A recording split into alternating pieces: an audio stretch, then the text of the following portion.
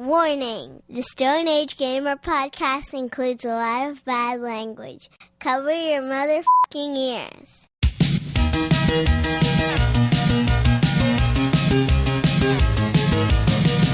Good evening and welcome to the Stone Age Gamer podcast. I am Kris Randazzo and joining me tonight is disappearing stethoscope Dan Ryan. Oh, hi. Where is it? You know where it is. You know. You're aware. All aboard the SAG Cartoon Express.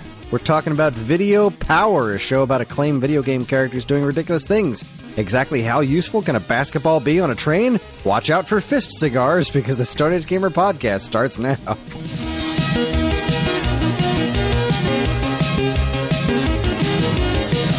that sounds dirty. Yeah, so you know what's awesome? Is that I don't remember anything about this now that you just said that we were talking about it, because I watched it last week and I have no fucking idea. So keep talking. I'm gonna pull it up and try to refresh my memory.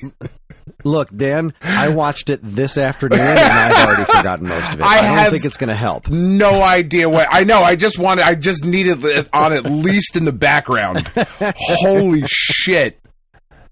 Hi, everyone. This is episode 582. It is the week of September 5th, 2025, and welcome. For anyone new here, this is the official podcast of StoneAgeGamer.com. Dan and I talk every week about what's happening in the world of video games from a retro gamer's perspective, as well as whatever the hell else is going on in our lives. And speaking of which, last night, Dan, was date night for Karen and I. Love that. And since we are so fucking broke, we decided to have the cheapest date night that we could. So we went to the Chinese restaurant right by us, had some sesame beef, which was very tasty. Ooh, I love that. And then we went to free bingo night at the High Point, which is a pub down the street. And let me tell you, I'm glad the bingo was free. And I hope they're not paying the guy that was hosting this very much at all, because if they are, I need his job. Because holy shit, this guy was the worst at bingo. Aww. The first round was like... The first round was solid. The first round, okay. I was pretty happy, but I could see why some other people, some older folks may not have been. Because he's going like... I'm just going to say B numbers because I don't feel like thinking of random numbers. Sure. So he's going like B1, B2, B3. Like... that's a brisk pace for bingo. Yeah, it was that fast. Everybody only has one card, right? It's not 3 packs.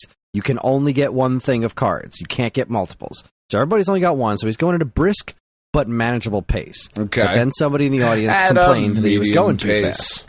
Sorry.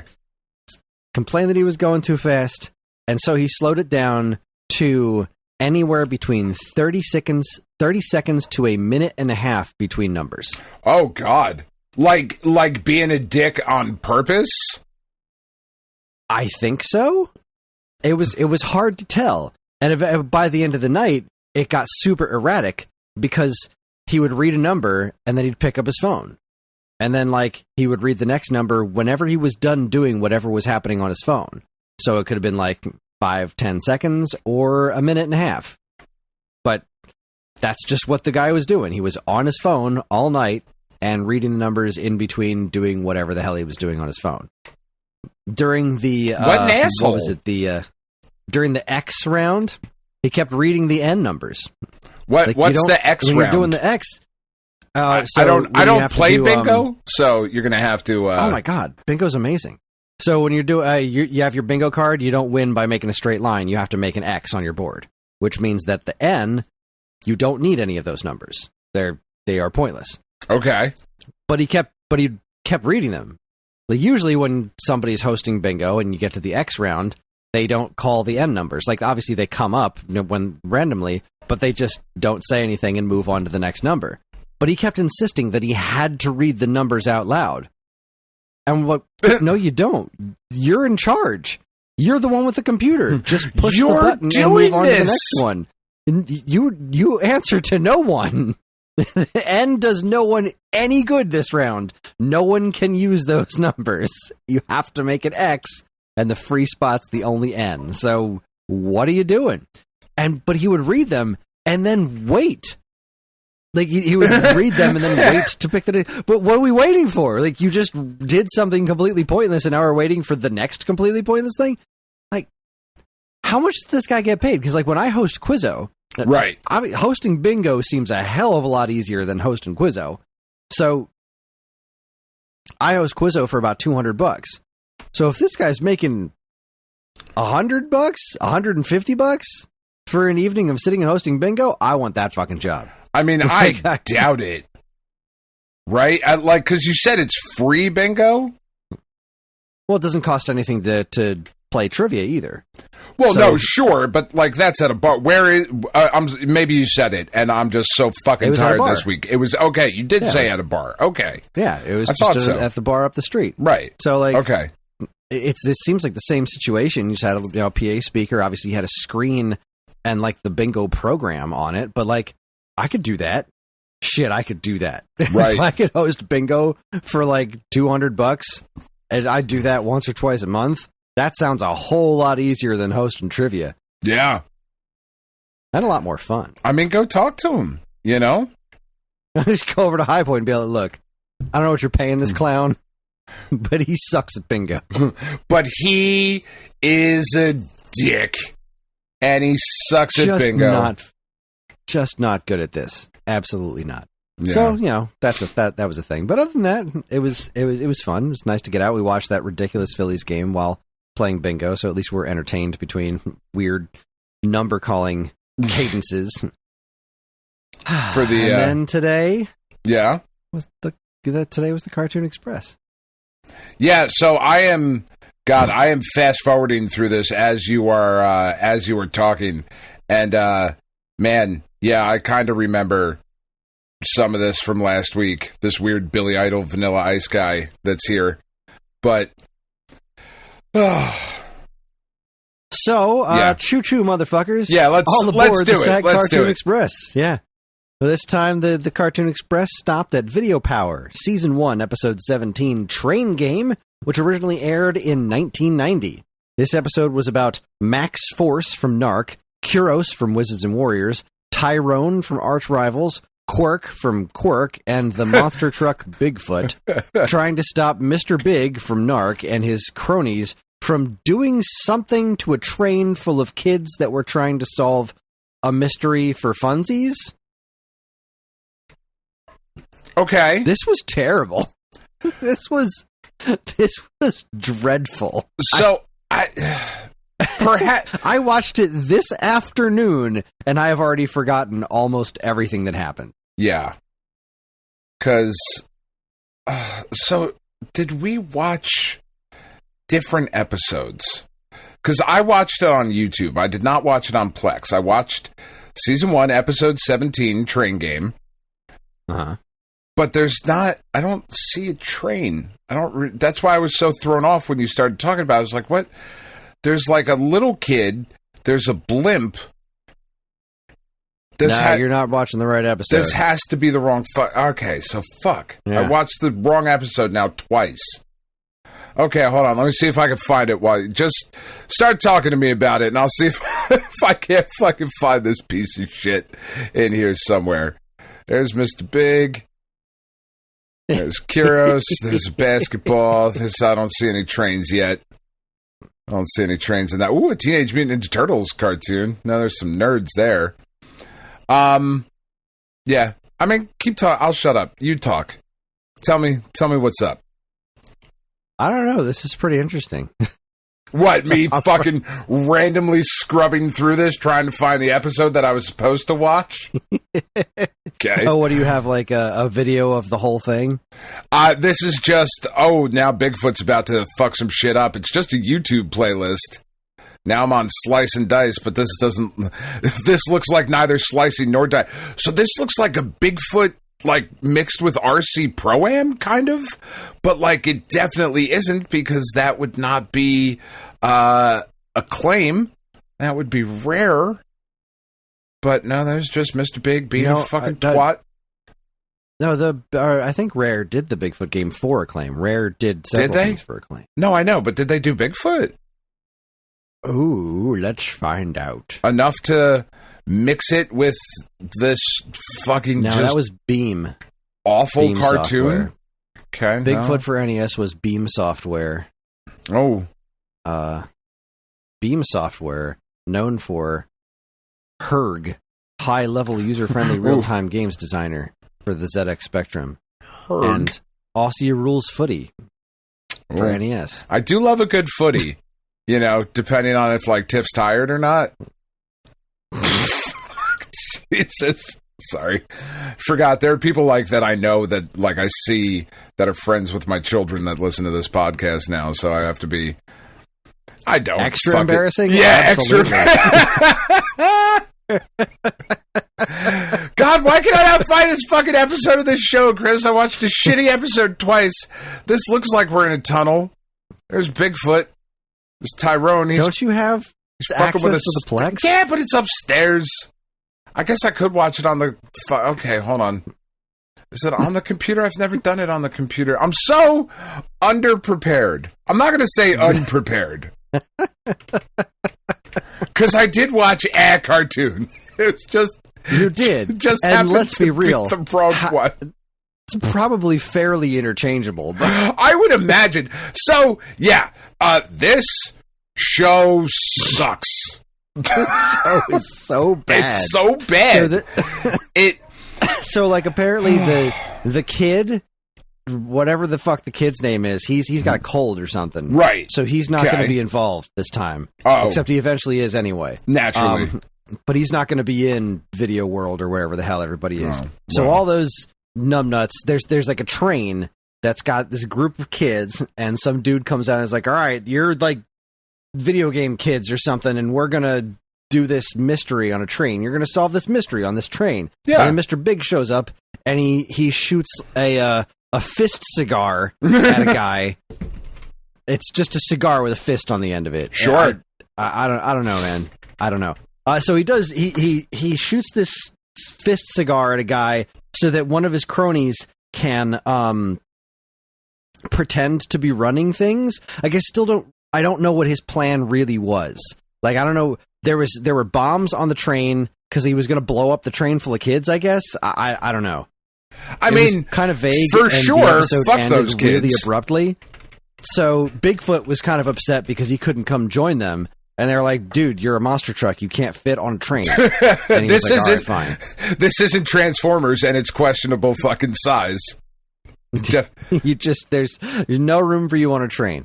Though eventually he did show up riding alongside of the train to do something. I don't know. I think I may have nodded off at that point. So I just saw it. I watched episode. It was apparently episode 2, Treasure of Bangalore. Which was as fucking racist looking as it sounds. But anyway, continue. Fantastic. All right, now I see the train. Okay. Yep, now we're in. Okay, we're fucking done it? Yeah, we're chasing a train.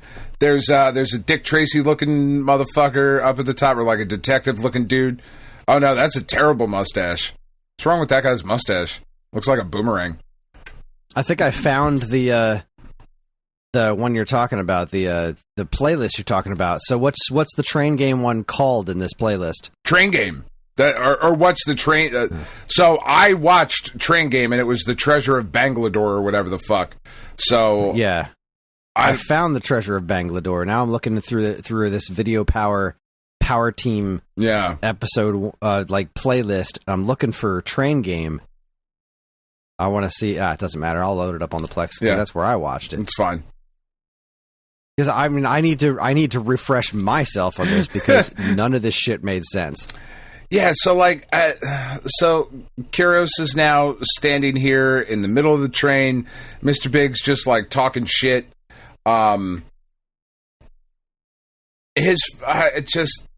This show fucking sucks. I am glad it's out of the way now. Like he's holding like an NES cartridge at them. Like what is that about? Why is he? Yeah, so that thing is like magic, apparently. Yeah, but it does kind of. It's like a remote that does whatever he wants it to do. Oh, so it's a sonic screwdriver? It just doesn't work on wood, basically? Except this does work on wood. Oh, son of a bitch. This does whatever. Yeah. So, Oh, fuck, wait, hold on. on. Sorry, it just popped up. Alf is on weeknights at 6:30. Okay, That's continue. the same thing. That's the same thing that we had on here. The little Alf ad popped up. That's right. So I had to rewind back to the beginning because I can't say enough good. I know I mentioned it last time. There's not enough good to say about the intro, where the kid is just staring at his computer screen, playing NES games somehow. Yeah. And as soon as the video characters pop out, his facial expressions don't change. He just leans back. Yeah. Yeah, he's just like, As you do. This is fine. This is normal. That is fine. This is perfectly fine. God, this show sucks. Like I'm so looking the here guy on the train. Yeah, he talks about national video game champions. Sure, love a good guess champion. That's his accent. His champions. Let's see. Fist cigars. Oh, so all right. So let's say around right when they break in, I was talking about this the disappearing stethoscope. Right. So we're at the where is it? At the 2-minute and 46-second mark. Okay. If you watch there, he opens up the crate, and the stethoscope straight up disappears for like 4 frames. Just gone. Just we don't need. Blinks out of existence, and that's what he's there to get. So it was the focal point of the scene, and it's just not fucking there. It's fantastic. Just fantastic. So at some point, Kuros says, "I don't like trains," which is great. Yep. I want that like engraved on my tombstone. I don't like trains. Kuros. Like it just Video just Power, episode 17. But yeah, Mr. Big's got this remote that like makes things explode and makes things appear, and it's sonic screwdriver, except it does work on wood. Yeah. Quirk is super overpowered, which I seem to remember his game was all about like pushing boxes and stuff. But like, I don't know. So yeah, what I need to refresh my memory on is why this ended. Like, how did this end? Because I was just unsure of what their freaking plan was. It's just it at a certain continues point, they to need to be get to the weirdest fucking collection of characters that they could have put together. Seriously. So like at one point they need to get into the front, like the engineer car or whatever, the front of the train, and the door's locked and there's bombs attached to it. And so Kuros is just like, an ice fire mountain, if you can't go through, you go over. Okay, that doesn't make any sense. Yeah, no, that doesn't work here. He cuts his way out of the roof of the train, and they all climb out, and then look at the next door, and like, well, that door is locked. I guess we have to do something else. You just went through the ceiling of the other train. Yeah. Why not cut through the ceiling of the other one? And go, because what are you doing? That trick only works once. Is your sword not sharp enough anymore? No, you dealt it on the fucking... That's how it goes. He's got to go sharpen the sword now. You know how it is. They are so proud of this Bigfoot animation they came up with. Of like, look, it gets taller. Do that 6 or 7 times. So Bigfoot gets taller, and then he what's his nuts from NARC? Yeah, NARC jumps goes through an open window on the side of the train. But he jumps 300 feet. Bigfoot is nowhere fucking close to this train. Like, this train is so gigantic next to Bigfoot. And he's just like, I'm in. Well, they did it. They stopped the train, defused the bombs. And then it's just over. You're right. Yep. And it just stops. And we're done. The animators were huge. Because, like, we're done making Johnny this. Yeah, they called Johnny up, who's sick. And he, I guess, summons Bigfoot to stop the train. Wow. It's just a mess. It's just fantastically horrid. It's so fascinating. Bad. Quirk? Like, I so distinctly remember this show from being a kid and, like, thinking Quirk was some sort of big deal, right? Because Quirk as an animated series. Yeah. But I don't think Quark was anything more than a one-off, right? It was an Atlas joint. It was published in Japan by Atlas, but it was published in America by Acclaim. And I don't think there were any other in this series. He's just a tomato, and he pushes boxes, I think. Yeah. But, like, he's got the I'm so confused, He's man. got the tood, man. He's got tood for days. But how did this show happen? This is such a, like, this is 100%, like, this is time wasting.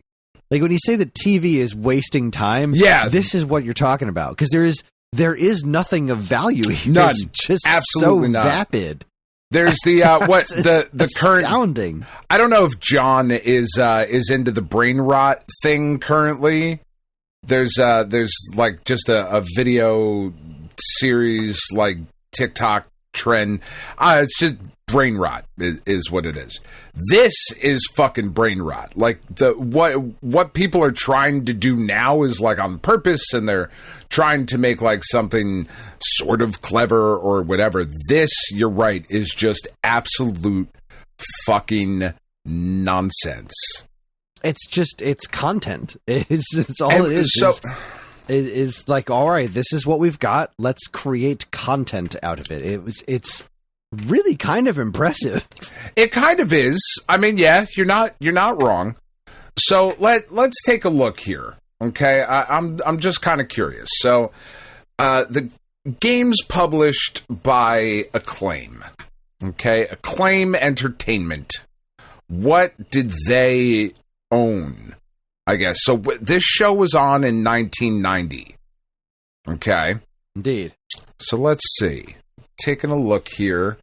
Tiger Heli, Star Voyager, Winter Games, 3D World. All right, so Wizards and Warriors. Then the rest, yeah. All right, never mind. I was going to say maybe they had something else they could have done, but they really couldn't because it was all like licensed shit. Yeah, they didn't. I don't think Acclaim had much in terms of original properties. But like, Quark's not a bad game. Quark's a pretty cool game. It's got good music. It's it's a Sokoban-like thing where you're pushing blocks around. It's environmental puzzles. It's a Game Boy game. It's a Game Boy puzzle game. but for some reason, he's an action hero in this. Yeah, like, Quark can like roll into a ball and bounce around and fuck everybody up. I don't think you can do that in his game. Which I've definitely put a little bit of time into his game in the past. I don't think I ever owned it, but I mean, I think I own it now. But I remember playing it and being like, yeah, this is pretty clever. I think I've played it once or twice, maybe just going through like an emulation list or whatever. But yeah, it's neat. Well, I sought it. I guess the show worked because I sought this game out because of this cartoon. Yeah, I suppose. Marketing. That's marketing to its thing. They did it. They succeeded. Yeah. Well done, Video Power. Good job. See that if they could have held out for just a little bit longer, they did the sequel to one of my favorite NES games that I've never been any good at, TNC Surf Designs. They did Thrilla's Surfari. Mm-hmm. TNC Surf Designs 2. Thriller Gorilla would have been great in this show. Oh, it would have been out fucking standing. I would have been all about that. Like, not even ironically, I fucking love TNC Surf Designs. A whole lot. I suck at that game. Mostly at the surfing part, mostly at Thriller Gorilla's part, but I fucking just loved it. Thought it was so fucking cool. Much, much better than whatever the fuck I have just watched. Twice now. Or two episodes or the one episode that I've watched twice that had nothing to do with what we're talking about, and then whatever the fuck just happened on this train. It's what's weird about it too is that they cram all of this shit into 8.5 minutes. Right? Because there's a commercial break in the cartoon, and it's not the entire half-hour show. Right. So it's like 8.5, 10 minutes of cartoon, and you've got 5 main characters, and you're trying to tell a whole story with a beginning, middle, and end, and multiple villains, and it's fucking it's wild. About 15 minutes. Okay. It's about 15 minutes. Like, the next episode is 15 minutes and 22 seconds. Not including the, the intro, which is probably about 30 seconds. A little less. Yeah, the intro is about 20 seconds. So about 15 minutes. Right. About 15 minutes. But even still, in 15 minutes, that is a lot of... There's a lot of heavy lifting that has to happen in that 15 minutes, and they don't bother with any of it. They just fucking speed right through. It is, you're right, it is, in a word, fascinating. But it's also dog shit. That is another word. Not necessarily fascinating in a good way. No, not even a little bit. But it is a source of fascination. For sure. Dear God. Yeah, this was bad. This was bad. Yeah. And they should feel bad, whoever they are. They should. Did we have any reviews on... Oh, yes, I believe we did. We had some talk in the Discord, I believe. Okay. Chrono didn't said, man, I will take Donkey Kong Country any day if we go over Video Power. Durok Pig says... So one thing I feel like would have helped this show, and I say this only marginally, is having more interesting bad guys. You have this wild assortment in the hero team, but they just go after generic gangsters. I guess that works for Max Force from NARC, but where's Malkill? Or the opposing evil basketball player? I mean, sure, not like they had a ton to work with here, but I feel like it needed that Captain N going up against Mother Brain, King Hippo, and Eggplant Wizard thing to spice it up. That's a very good point. Good point. Who would you pull from fucking arch rivals, like the coach? Everybody hates the coach. Or the ref? Like a crooked ref? A golfer. Love that. An evil basketball player would be great. Like, he has a black basketball and he's a white dude with a mustache. Like, perfect. Yeah, that's all. None of that seems racially charged or problematic at all. You've got, I'm not saying make it now. I'm saying make it then. I'm saying put him in blackface. Like, whoa, Kris. Jesus. Malkill's the obvious. That? Like, how is Malkill not like the big that's bad? Fair. Yeah. He's a freaking evil wizard. Like, come on. Yeah. A really evil wizard. Like, he's a bastard. He's a super bad guy. A super bad guy. I don't think there was a villain in... was there a villain in Quirk? Was there bosses already in Quirk? Just put a box in there? You're a box. Your mom's a box. Let's see. Ooh. Damn. Rough. So this isn't the whole game. Oh, snap. Give me a Quirk playthrough. Yeah, that's right. Actually, you know what would probably be better rather than a whole game playthrough is the instruction manual. What's the actual plot of Quirk? This is where we're at now. This is how good this episode was, is we're now looking up the instruction manual to find the plot of Quirk. In case let's see. You're confused as to where we are. Scan, maybe? Am I lucky enough to get that? Probably not. Let's see. We're gonna do this. We're gonna discover. Let's do it. What else are we doing? We're already here. He's amazing. All right, let's see here. Quirk, the chilled tomato, is in a bit of a stew.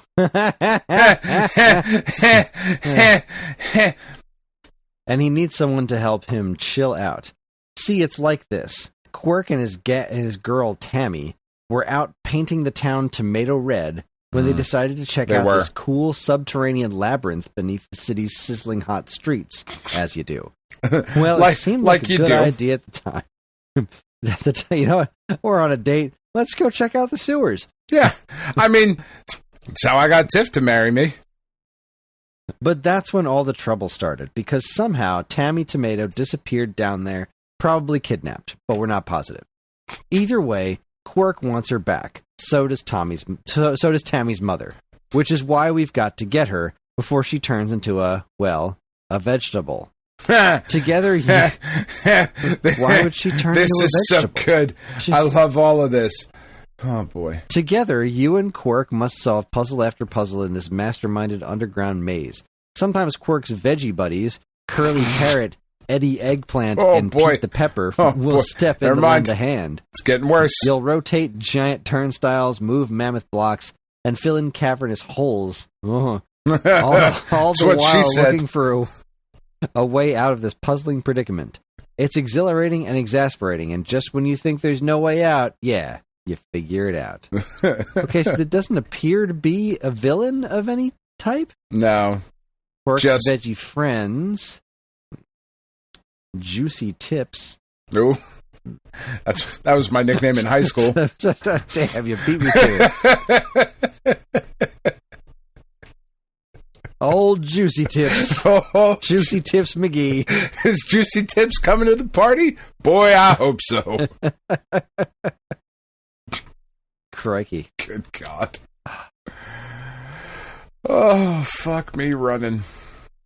That is... I mean, I don't have anything else. I'm done. This sucked. I'm done. It was so bad. It's just bad. So where's our list here? And that's the other problem with it too. Like if you can't tell, this is so bad, but it's not nearly as bad as Donkey Kong Country to where we can go off just on it. This just sucks. Yeah. Like it's just. So that was 2024. So let's go. Where's the 2025? All right. So 2025. I mean, this is clearly the worst thing we've watched this year, right? Like this is worse than Darkstalkers. Yeah. No question. Yeah. This is bad. Train game. Wall of Shame. That's going to be tough to beat as far as from the shit factor. This is going to be a tough one to top. Yeah, because Darkstalkers was pretty bad, but this is a different level of. This is just insipid. This is hollow and just bad. Yeah, pointless. Bad beans. It just I hated all of this. I hated all of this. It made me sad. Off to the wheel of games. Do you want me to read what's left?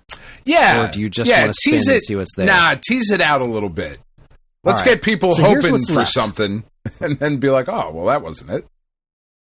Battletoads, Dragon's Lair, Pole Position, The Super Mario Bros. Super Show, The Adventures of Super Mario Bros. 3, Super Mario World, Captain N, Sonic the Hedgehog, The Adventures of Sonic the Hedgehog, Earthworm Jim, Street Fighter, and Donkey Kong Country.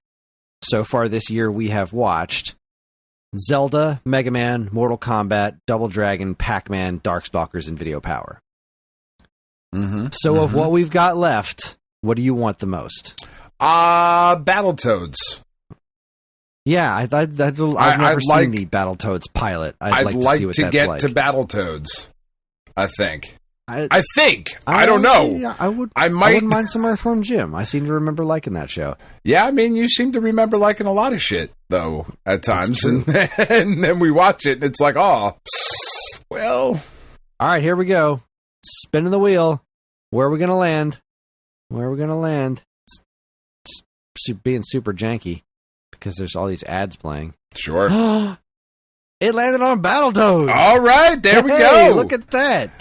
Battletoads it is. So we well done, Internet, for listening. Thank you. Yeah, look at you. All right, the Battletoads pilot episode is what because I don't believe it got picked up for series, right? I'm not I don't crazy think so. Here. Let's see. Battletoads. Yep, a TV short from 1992. That's it. All right, well done. That will be our next pick. The next stop on the SAG Cartoon Express, Battletoads. With that, we're going to take ourselves a quick break. And when we come back, We're going to talk about what's going on in the world of week-old news. You're listening to the Stone Age Gamer podcast from geekade.com. Stick around.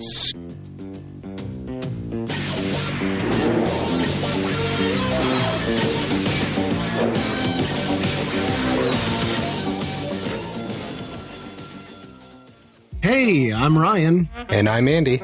Neither of us are David Crane, but we are the hosts of David Crane's Amazing Movie Time. That's our monthly Geekade Patreon exclusive podcast that covers movies that are cult classics, weird, or just sometimes laughably bad. We ourselves have at least two of those qualities, so I guess it makes sense to hear what we think of those movies in retrospect. You can hear all that and more by becoming a Geekade Patreon supporter. And, as always, be kind, rewind.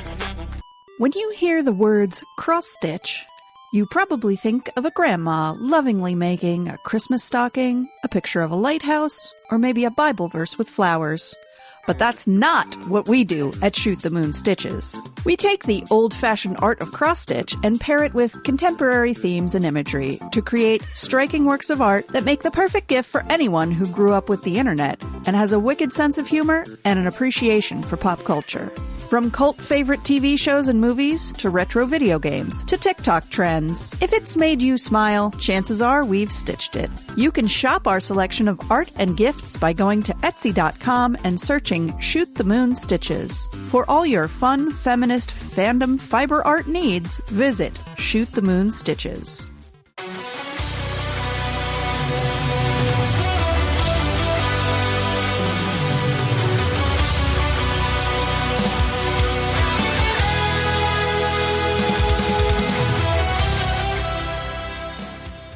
Hi, everybody. We're back. I'm trying to think about some way to do commercials that I didn't write, and it's just not working out this week. So, you know what? We're just going to move. We're just going to, stick it in a box and put it in a, we're going to put it in a little baby carriage, and we're going to be Paul Rubens, and we're going to stick it in a river, and it's going to float away in the winter, and it's going to land down in the sewers and become a supervillain that bites off a guy's nose after saying something really memorable and has a weird fascination with rubber ducks. So, with that said, it's time for my favorite segment, your favorite segment, everyone's favorite segment. Strap yourselves in for week-old news.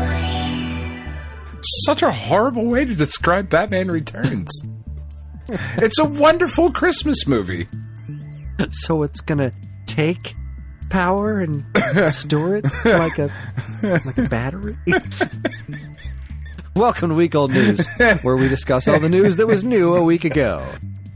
And first, what do you got? Do you want to kick us off this week? Oh, sure, shit. Do you want me to go first? Why don't you go first this time? Let me sit back and try to make some more social media posts and not pay attention to what you're talking about. You're such a dick. Our friends over at Polygon are reporting that Baby Steps... Oh, friends. Yeah, they're our friends. Our friends over at Polygon. Yeah, Michael McWhorter, old Mike. He posted this a couple days ago. 3 days ago, to be in fact, over on Polygon's website. To be in fact. I like that one. Yeah. I'm going to use that one next. This is going well. I'm so tired this week. Baby Steps is the next indie game to fall victim to Hollow Knight Silksong's release shockwave. There have been a number of indie titles that have been like, well, shit. Okay. So Silksong is coming out on September 4th. And, yeah. And nothing else is. We're going to move our games. And Baby Steps, which has been in development for quite a while. That's the game with the weird, like, you control the dude walking, and it just looks absolutely ridiculous. That was originally supposed to come out on September 8th, 4 days after Silksong. So there's just really no air in the room at that point still. That it is following in the footsteps of Demon School, Clover Pit, Eternia, Lucius, and I think there were a couple others that had some things delayed around Silksong. But it's kind of nice to see that Silksong is... Like, we've all been so excited about Silksong for so long now that it really is going to suck up all the oxygen in the room. And this is just smart. You know, like, don't put your game out within a week of Silksong, because for the most part, not a ton of people are going to be playing that. And it goes along kind of with what our friends over at GameStop accidentally posted today, which apparently is the price for Silksong. Now, none of this is confirmed. I suppose we'll know by the time we record next Friday whether or not it was accurate. But it appears that it's only going to be $19.99. Oh, that would and make if that me so is happy the case, because I'm Kris, so fucking then that broke. makes double dipping on like the Steam version or the PlayStation version, like whatever fucking version I get, and then double dipping for a physical edition later on down the road. That makes that much more palatable than if it was like a $40 or $50 game. Because like I was running into that problem with Mortal Kombat earlier today because like I said, I'm broke as a joke right now. Right. So I was on Atari's website, like, all right, well, I really want to get Mortal Kombat, but it's $60 goddamn on the Switch too, and even the regular one's $50. I'm like, all right, well, $10 isn't going to make or break my entire life situation right now. So, but it's still a lot of for the Switch 2 version. It's a lot of dollars sucks, for games that you've played a whole shit ton already. You know, like that. But I'm not paying for that. I know. I'm paying for the documentaries, documentary content. That's what I'm paying for with that collection. But I also have to have the Bubsy collection. Well, yes. So I mean, that's just required. But that one's only 30. Like, for me personally, yeah, that's kind of required. But that one's only 35. So I did that one. And I paid for that one, and I held off on the Mortal Kombat one. But, like, I feel like the digital version of Mortal Kombat's gonna be cheaper than $60. So, right. I mean, I don't know how much it is actually going to be, and I don't own any of the other Gold Master Series games physically. Right. I'm not even sure if this is technically part of Gold Master Series, but either way, it's got to be close. So, but like, I really wanted to get that one physically. Like, I want those it's Mortal games, Kombat, those yeah. arcade versions. Those classic Mortal Kombat games are such a big chunk of my life. Yeah. I can't put into words how much I absolutely adore classic Mortal Kombat. And having those arcade versions preserved on a little cartridge for the rest of my days is something that brings me a whole lot of joy, but I just don't have the extra money right now. I put the $35 for Bubsy on a credit card. Sure. But yeah, like, so that's also like, it's hard to tell. Is that Mortal Kombat physical version going to be super cheap at some point? Like, Mortal Kombat 1 went on sale. Like, new Mortal Kombat games go on sale all the time. So, like, right, Mortal Kombat 1 was just part of PS Plus. I haven't even played it yet. So if I, like, they just gave it away. Hang out for a while, am I going to be able to get that one for cheaper? Like, I'm going to have to get it. Like, maybe I'll get a review code. Who knows? Maybe I'll be lucky enough to be able to review it. God, I hope I am. Right. I hope I am. I know I'm not like the ultimate Mortal Kombat, expert, but classic Mortal Kombat, like those first 3.5 or so odd games, like I'm pretty well knowledgeable on those. I played the fuck out of those. So first 3.5. Like, what do you call it? It's a Mortal Kombat 1, 2, 3, and then Ultimate 3 and Trilogy. Like, yeah, it's like 3.5. They're not 2/3 different games. No, they're not really. There's like 3 different versions of 3. So yeah. Oh boy. I don't know. But, I just didn't know what to do, and I felt really sad that I was like, yeah, I just can't swing that right now. But with Silksong coming out if that comes out at $20, that's going to make me so happy, because I don't want to have to wait to play that game, and I sincerely doubt I'm going to get the review for that one. I sincerely doubt it. And even if I was up for it, there are other games that I really want to cover. Like, I really want to cover the Bubsy collection. I really want to cover Ninja Gaiden Ragebound. Right. And that's a decent amount of time right there to put in. Yeah, for sure. For sure. I saw some, I don't think it's confirmed yet.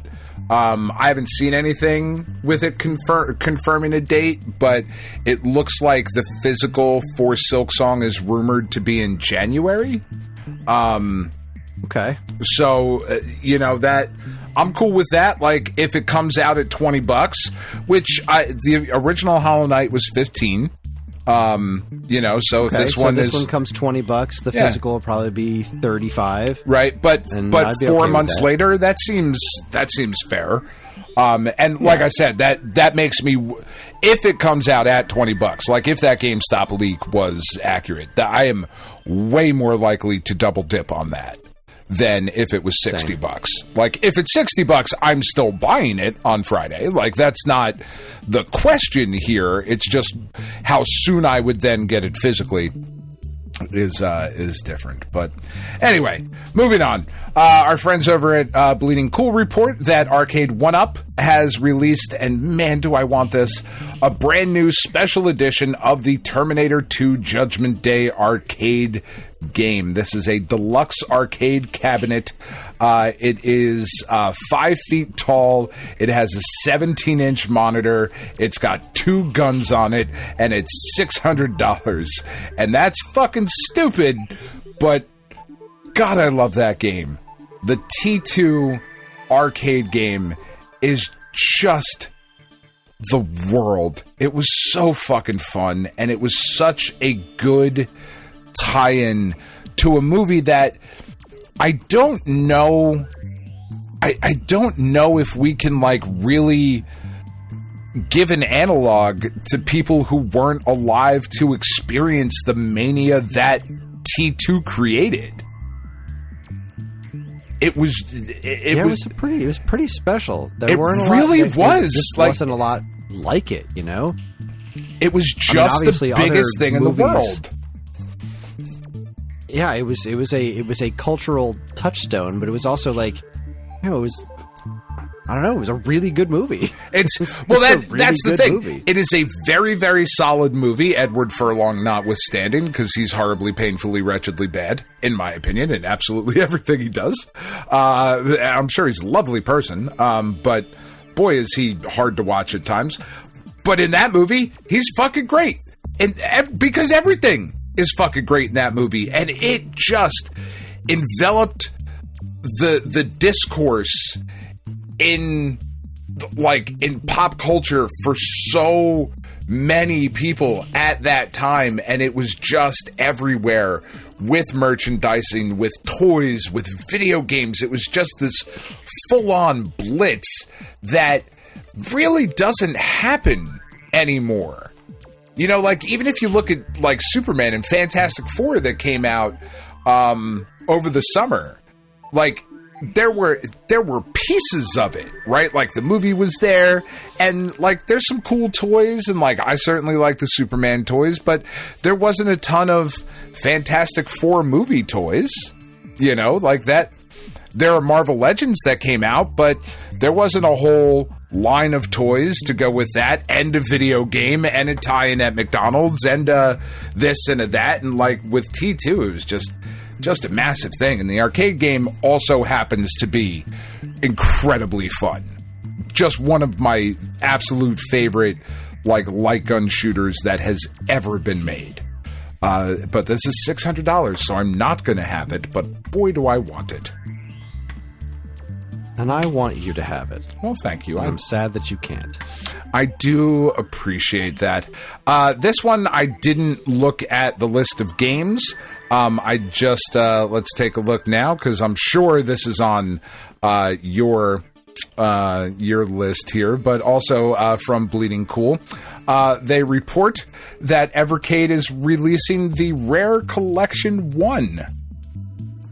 Did this make your list? Am I stealing your thunder? Okay. No, I did. I don't know if that's in. I did one for EverCade because there's a handful of EverCade ones. The rare one.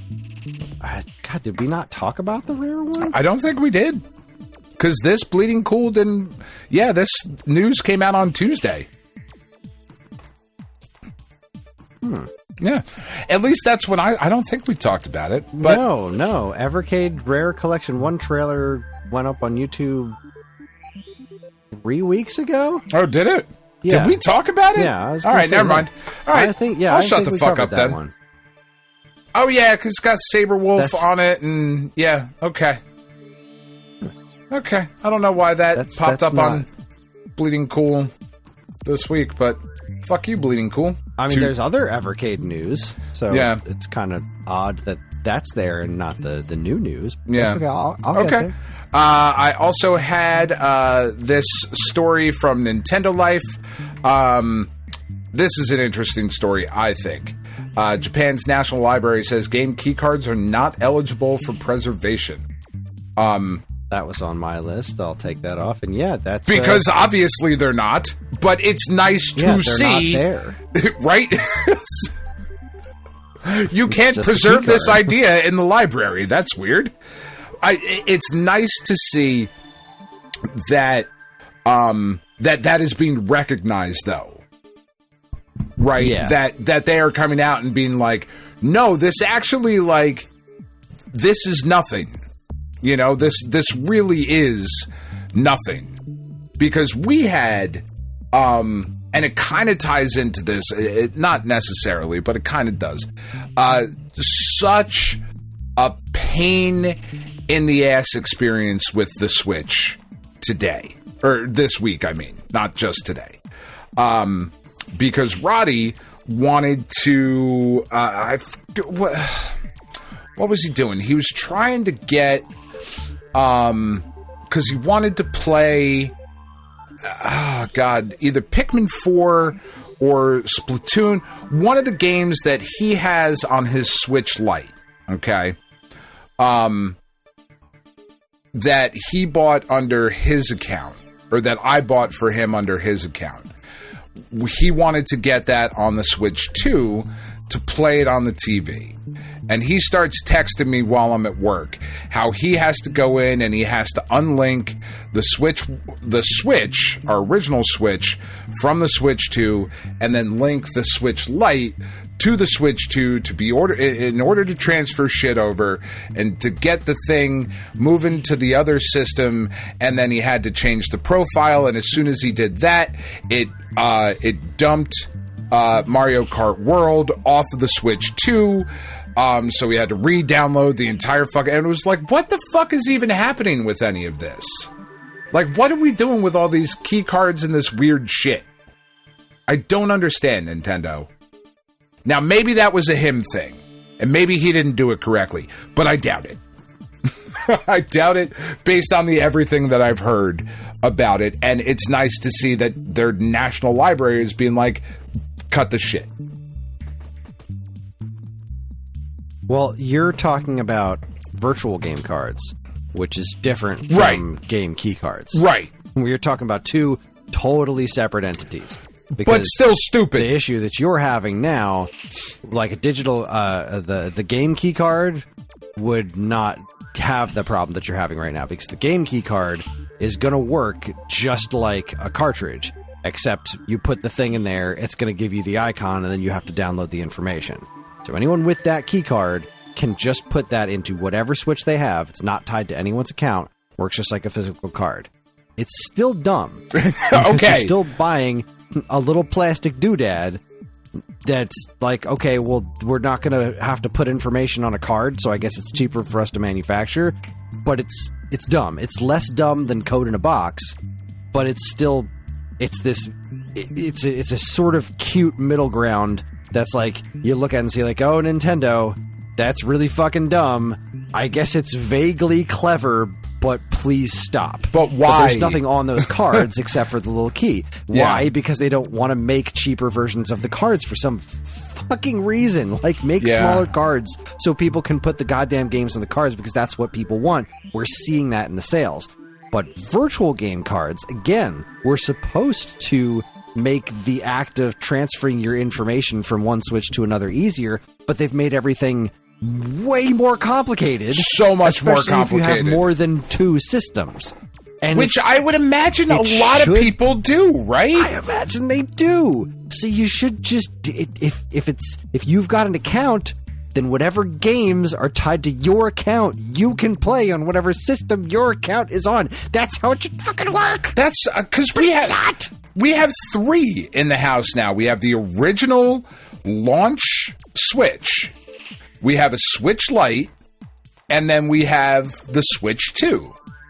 And originally, when we first got the Switch, we set up the account with, you know, like my name and information and all of that stuff, because I'm the one who's going to be buying this shit. And the kids were like 8, 9, whenever the fuck that came out. I don't remember. You know, they were little kids, and I didn't want them to just, like, I don't know. I put my shit in there for whatever reason. No, fuck them. I bought it. That's why I put it in there. So, and then when we got Roddy the Switch Lite, like, we got his account, and he fought with me about buying stuff, because I was like, well, just buy it under my account, because that's like the main Nintendo account is my account. Like, you have a different Nintendo account, right? And that's going to create problems down the line. But he, like, had a fucking fit about it, so bought him whatever, you know, on his account and not on my account. So we got to transfer all that. It's just fucking annoying. It's annoying across the board. And I hate it. But anyway, the last thing... I can't tell if I hate it more or less than the old system, where it was like, no, you bought this game on that system, you have to play it on that system. That's the only way you can play it, yeah. I definitely hate it less than that. I hate it less than that. I can play it on any system, but John can only play it on my system. To which I say, fuck you.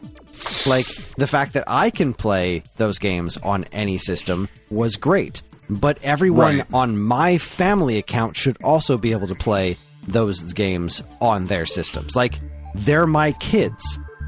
That's what this is. That you look at their have the family people account, they are registered Steam as my children. Yep. Exactly. Steam does it. These are registered on Nintendo.com as my children. They should be able to play whatever games I say they're allowed to play on their system without having to be like, this is the primary. Oh, we'll have to uncouple this system so that you can play this game on this system. Yep. So we'll take the virtual game card out of this system and put it in this system. Stop it. Stop it with the virtual. It doesn't fucking matter. It's so annoying. And the old, just make it so that two people can't be playing the same game at the same time. That's fine. That's fine. That makes sense. Legitimate limitation. Yes. I'm fine with that. But all the rest of this shit, like, no. The game card has to digitally be removed. For the fake, non-existent game card needs to be taken out and then put into this other system. But that third system isn't linked to anything, because you can't link three systems. Because you can't link three. Oh, well, this one's the primary, so I'm going to unlink the Switch 2, and now I've got to download shit onto this one. It's so fucking dumb. I'm so angry. I'm tired just complaining about it. I know. When with the Steam, I could put you as part of my family, and you can play my Steam library. And that's clearly what Nintendo wants to stop. That's it. Except Nintendo already has limitations on that in place. They already have limits on that, and they could make those limits stricter if they wanted to. Be like, you're on a family plan. Cool. Now it's 6 people instead of 8, and at most, you'll be able to share those games with 6 people. At most. Or they could look at Steam and be like, oh, this actually doesn't fucking matter. It has not hurt our bottom line at really all. Doesn't. Like, because this is so frustrating. It's so frustrating. Yeah. I could legit give you access to my entire Steam library, and nobody gives a shit. It's fine. I mean, it's fine. But... You know, but that's the way it should be, though. Like, I'm sharing this with you. I'm saying you're part of my family. We're fucking doing this together. Like, that should... It should... Like, I know it was so snarky when PlayStation did it back during, like, the PS4 reveal and all that stuff. Like, here's how you share games on a PlayStation, and he just handed him the disc. Like, yeah, that is as easy as it should be. Like, in the digital world, if you're part of my family and I pay for Nintendo Switch Online with a fucking family plan, and these people are designated as my family, they should get access to it as well. Full stop. Just... with no anything else, other than what you said. It makes sense, right? I can't play the same game on 2 systems at the same time. Yeah. That makes sense. Like, except for the sense. times that you want me to be able to play like second player on like Donkey Kong Bananza and that sort of shit. Fine. All of that makes sense. But that's game share. They've got a system in place for that. Yeah. Like, oh, God. It's just...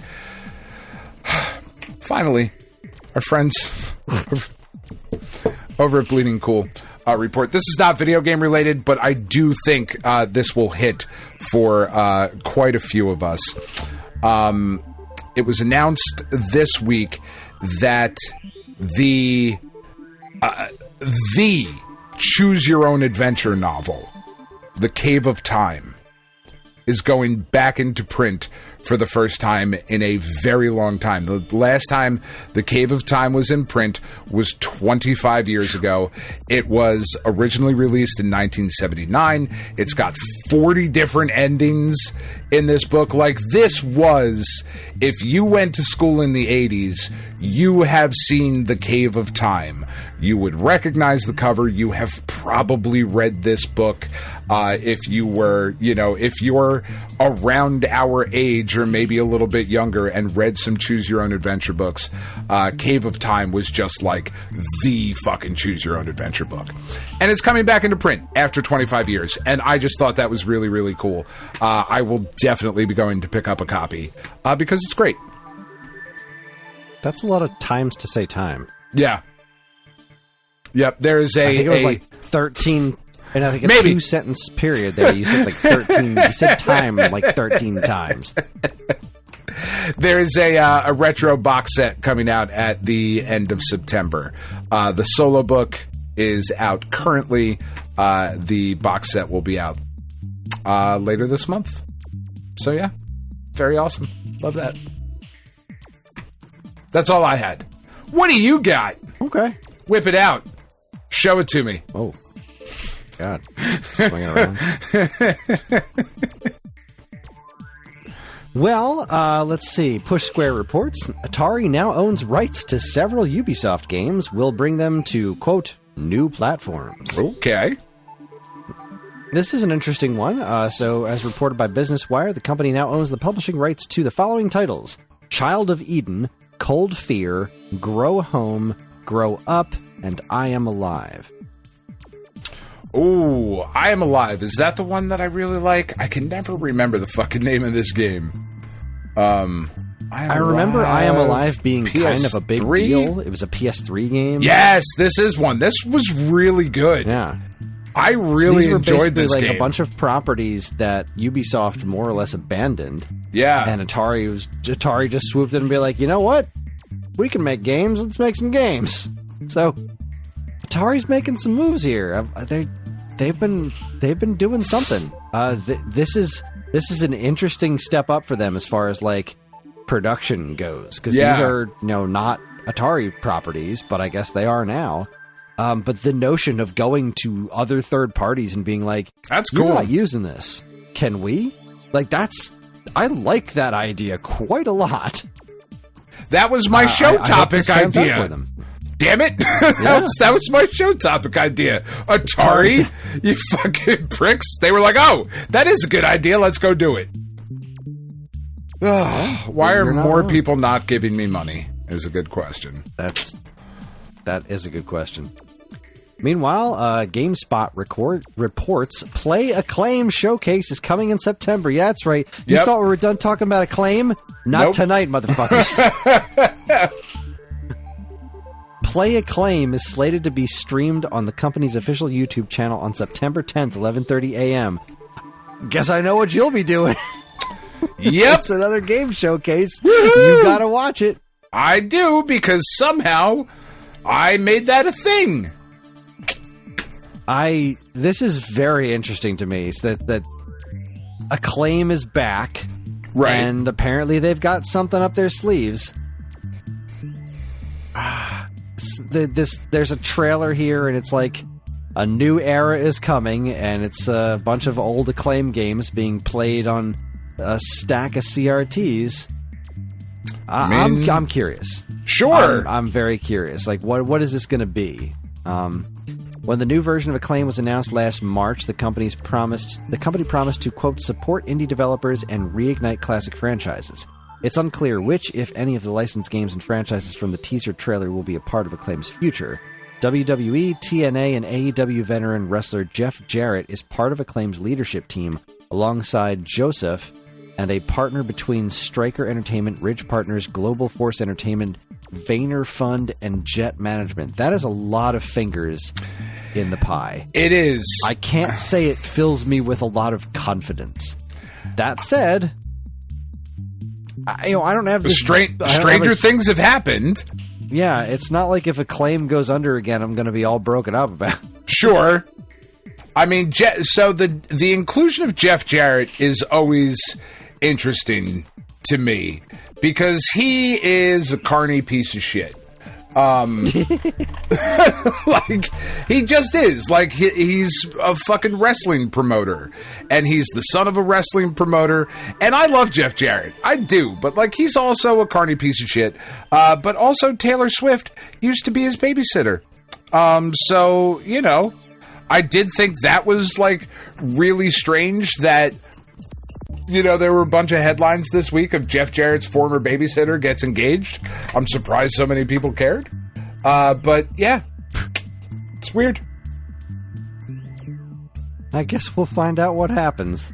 Yeah, it's very strange because, as we talked about a little bit earlier, Acclaim is not really known for their original titles. Yeah, they were a publisher. You know, they took things and published them. They didn't do a lot of. I can't think of a whole lot of original content that was created specifically for Acclaim. I mean, I think Wizards and Warriors was created for Acclaim, but like that was Rare being commissioned.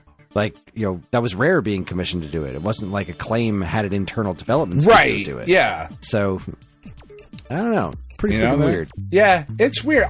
It'll be interesting to see. It'll be interesting. And if it gives more people jobs, that's awesome. Right? Like, I'm all for that. There are plenty of people looking for work currently in the video game industry. So, like, if this is a place for them to go ply their trade, that's fucking great, you know? Meanwhile, Kotaku reports 2 consoles and 1 sequel later, fans refuse to stop buying Mario Kart 8. Wow. Still selling, the Nintendo Switch 2 is still selling even faster than the Switch 1 in the US. But Mario Kart 8 was ranked the 7th best-selling Nintendo platform game in June when the Switch 2 launched. In July, it shot up to the 4th spot, with Mario Kart World falling to 6th. It's really good. A few things are going on here to explain the bizarre swap. First, Nintendo only shares physical sales data, so we don't know how much either game sold relative to the other in terms of digital downloads. Plus, the digital version of Mario Kart World is part of a discounted Switch 2 bundle, and none of those unit sales are getting tracked either. So, yeah, it's probably likely that Mario Kart World did outsell 8, but the fact that 8 still sold enough to fucking chart is insane. Yeah, that's pretty wild. It's so good, though. Like, it really is just that good. Yeah, it's wonderful. Yeah. Love it. Oh, boy. The Switch 2 is selling way ahead of the original. Despite only 2 months on the market, Switch 2 is already the best-selling console year-to-date in the US, according to Matt Pescatella, and it's already far ahead of where its predecessor was at the same time in its launch cycle. Nintendo Switch 2 has now surpassed 2 million units sold in the US life to date. It is currently 75% ahead of the unit sales pace set by the original Switch. Holy crow. That's great. Moving right along. Let's see here. Crystal Dynamics. This is reported by IGN. Crystal Dynamics lays off more following Perfect Dark cancellation. So, yeah, I mean, that's not surprising. That it's a fucking bummer. That's not surprising, though. Yeah. You know, unfortunately. Xbox killed the game, and they got to cut costs. That's a sad one. That makes me sad. So I don't want to talk about it anymore. Kotaku reports Diablo team unionizes over AI, remote work, and passion tax of working in games. Good. Over 1,350 developers at Blizzard have formed unions. Good. More unions. everywhere. Yeah, There's so many more of us than there are of them. So many more. Gotta protect ourselves in some way, you know? For real. This one just made me happy. Time extension reports. Can't decide between Shinobi and Ninja Gaiden? This Steam bundle should help. It's a combo pack of just from two unrelated companies, Ninja Gaiden Ragebound and Shinobi Art of Vengeance. You can buy them both, and there's even artwork that has the looks like the artist who did Ninja Gaiden drew Joe Musashi as well in this picture of them side by side, which is so fucking cool. Because outstanding. It's neat. Yeah. It's neat that there is a Ninja Gaiden and Shinobi, new of those games coming out back to back like this is pretty wild. It's a neat coincidence, and I just love that the two of these are together. That's so fun. It is really cool. It's one of those things like where we talk about of like, you know, let's not pretend that other things don't exist in the world. Like, let's make it cool for everybody. You know, that's cool. I feel like I have to bring this one up. This was I didn't do a whole lot of interacting. I just had a strange interaction on the Stone Age Gamer Facebook page earlier this week that's related to this. It's just an assessment that I'm still mystified by it. I was just taken so far back by this one. Okay. I just didn't quite know how to react. Let me dig this up. I posted a God, was it this week or was it last? Oh, it was this week. I posted a picture of Shinobi for Master System and then Shinobi for PS2. And I said, "Who's excited for Shinobi Art of Vengeance?" And the first response I got was from a fellow named Joshua. This game is for fucking dickheads. Was that Weirder than that. Oh, God. Weirder than that. Not me. 1,000 ninja games releasing at once. Sounds desperate. So I replied, "Are there? You should are have. There more than Shinobi?" I was just curious if, like, am I missing something? Because I like ninja games. If there's more than those two, I want to know about it. If there are somewhere 998 other ninja games releasing this week, I would like to know about them. So I responded, "Are there more than Shinobi and Ninja Gaiden?" And he responded, "No, just the two releasing near the same time, kind of an eye roll." Like, huh? Okay. And it's somebody else's response. Someone named Eric responded, "Sounds desperate. What a weird assessment." And that's it right there. It's a weird assessment. It's weird. Somebody else said, "By two different companies? I mean, it's an easy fix. Buy one and pretend the other doesn't exist. Problem solved." To which he responded, "I'll pretend they both don't exist because they both look like the same. They both look the same, and Ninja Gaiden looks like a tragedy compared to the original real trilogy, and Sega died a while ago." I don't understand. Like, so here's the thing, because this happened. I was in a union meeting last night where we were discussing an upcoming contract. This is legit true. And I won't say what union because I'm not all those things. But some motherfucker got on the call. There were 5,000 union members in this Zoom meeting. Okay.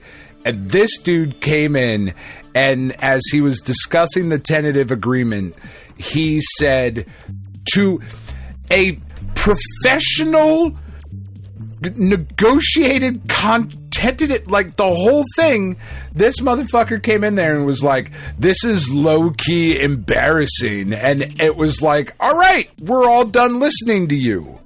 Like, if you're going to introduce your premise of your argument with some dumb shit, nobody's going to take you seriously. If you're going to say that two ninja games releasing at the same time, 1,000 ninja games releasing at the same time seems like, okay, then why are you talking about it?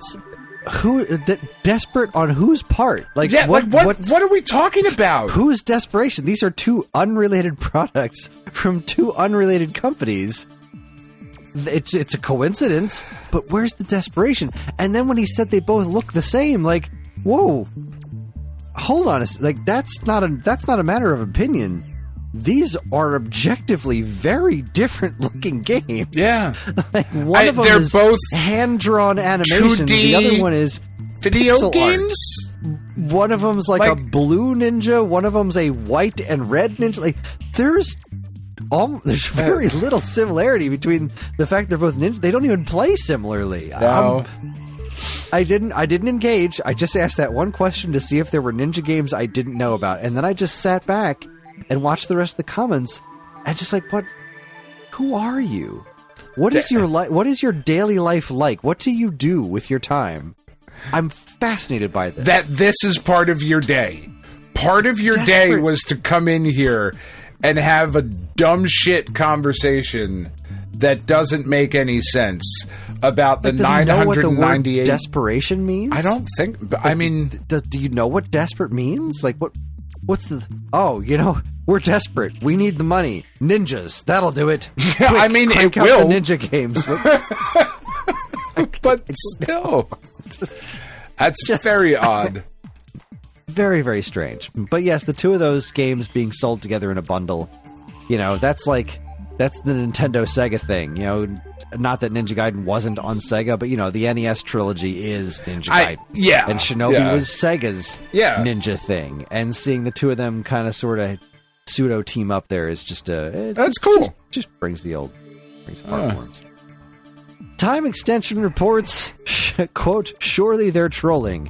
After the NES cart and a Super NES debacle, the BBC marks Windows 95's 30th with an Apple Macintosh. What the fuck is wrong with you people? That can't be. That's got to be on purpose. Come on. That it's so over the top that it has to be. It's so over the top that it better be. Right? So if they were, I just don't even know. If this is like, who's doing this? Who did the Super Nintendo one? Like, again, but that cartridge doesn't and also fit in there. why? So like, like why are you doing this? It doesn't even look like they cleaned the Mac either. Like it looks pretty shoddy. It was just in the back somewhere with like the Doctor Who tapes.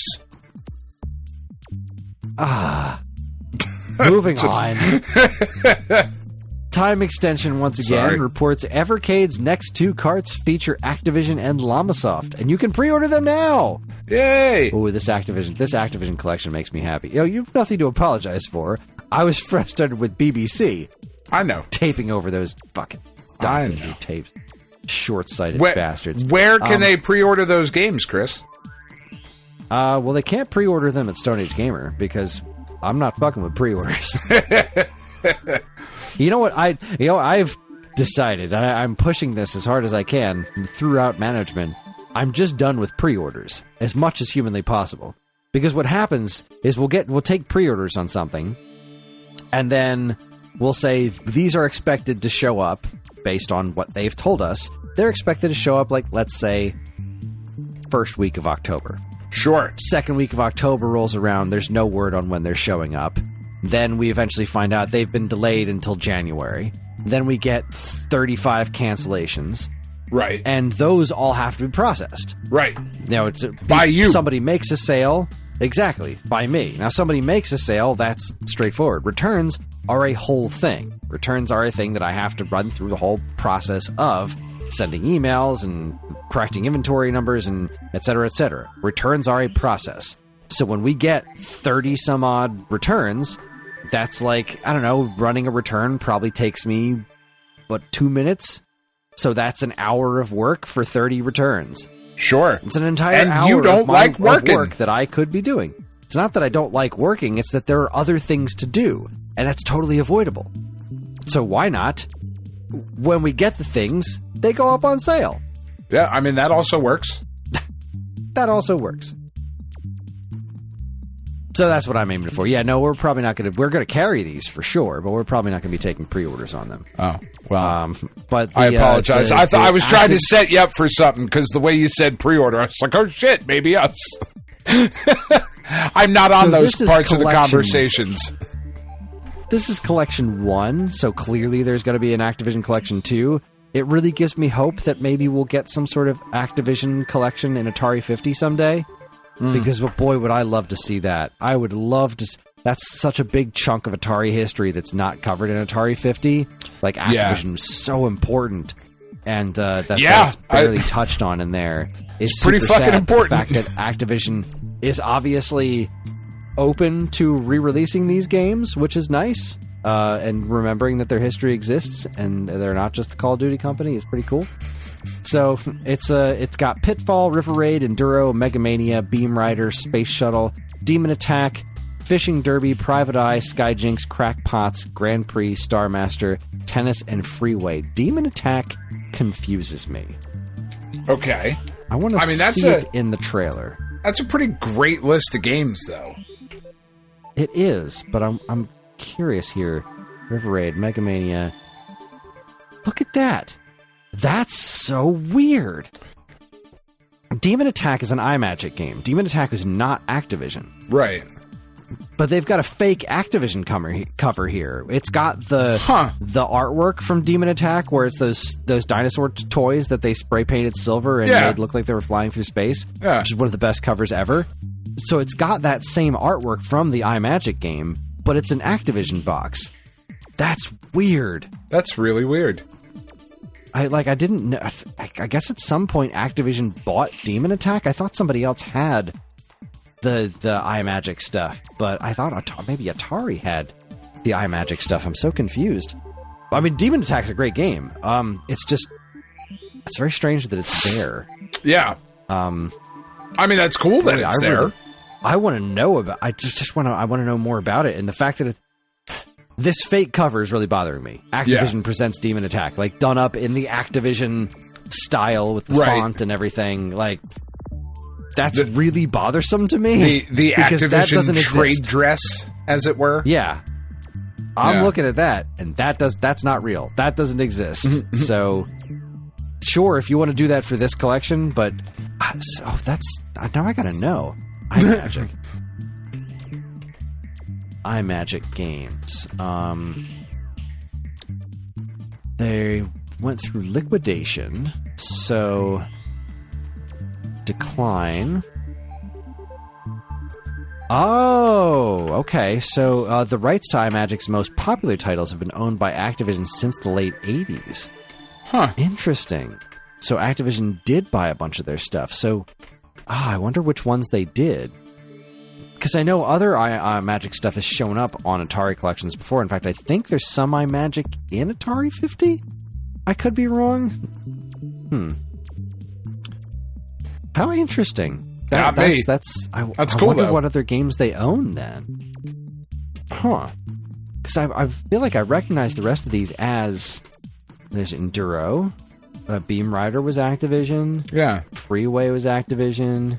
Tennis. Grand Prix.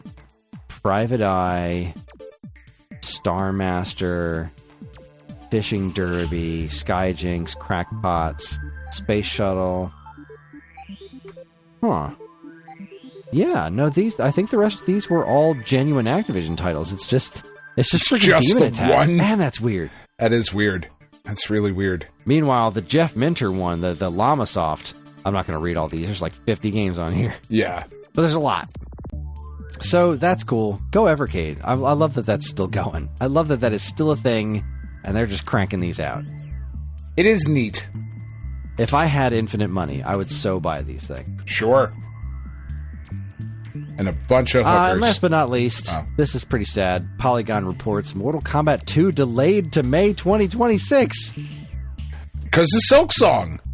No. Or maybe. Let's see. It was originally supposed to be coming out this year, but it's been... Let's see. It came as a surprise to fans who have been protesting on X in response to the announcement, but that vehement impatience may be exactly the reason Warner Brothers and New Line decided to bump the film to next spring, traditionally a stronger box office season for flashy spectacle movies. Reportedly strong positive response to the movie's first trailer may have suggested to the studios that they have a possible hit on their hands. one that could potentially make a lot more money with a late spring release than a fall one. Mortal Kombat 2's trailer has been viewed more than 11 million times on Warner Bros. Official channel, but a Deadline report says it's been viewed more than 117 million times across different YouTube channels and social media outlets. That's just a guess. Yeah, I don't know. It could be any number of reasons, but I guess delaying it to a time where they think they can make more money off it makes a degree of sense, but like, how did they not know that they had a hit on their hands? They made a Mortal Kombat movie that looked like a Mortal Kombat movie instead of what they did last time. Yeah. Yeah. It's frustrating. It is very frustrating. Wrap it up. Yeah. That's going to wrap up Week Old News. I got nothing else. Do you have anything else? Well, there was one rumor, and I just saw it, and I meant to mention it earlier, but I forgot to bookmark it, that the PlayStation 6 is rumored to be a Switch 2 competitor with at least one version being a dockable, portable Switch-like experience. Yeah, and I heard that as well. I find that to be really interesting because I just don't know that that's the way for them to go. I just don't think it's a smart... I think it's smart to let Nintendo be Nintendo. Yeah. Like, if they're going more powerful than PlayStation 5, but also portable and dockable, I don't know, man. Yeah. I don't know that that's the right... I don't know that PS6 is the right move at all right now. I don't think it is. Just keep PlayStation 5 going for as long as you can. Because we're just not even... I still don't think... And we'll talk about it in a couple minutes, but based on the new game that I picked up this week and have not put nearly enough time into, I still don't think we're at the PS5 Pro level being necessary yet. I don't think so either. So, you know. All right, everybody, that is it for Week Old News. We're going to take ourselves another break, and when we come back, we're going to hit you up with the checkpoint, talk about what's been going on. You're listening to the Stone Age Gamer podcast from geekade.com. Stick around.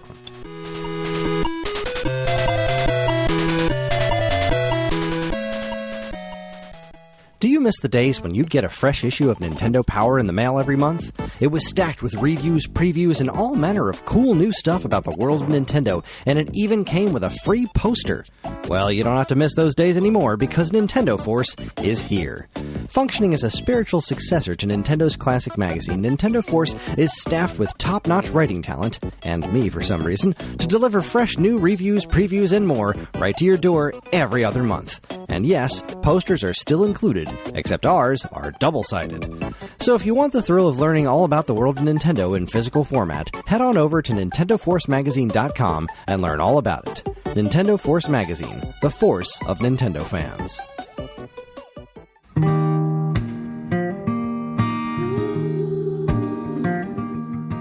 We are Safe at Home, the leading dog rescue in the heart of New Jersey.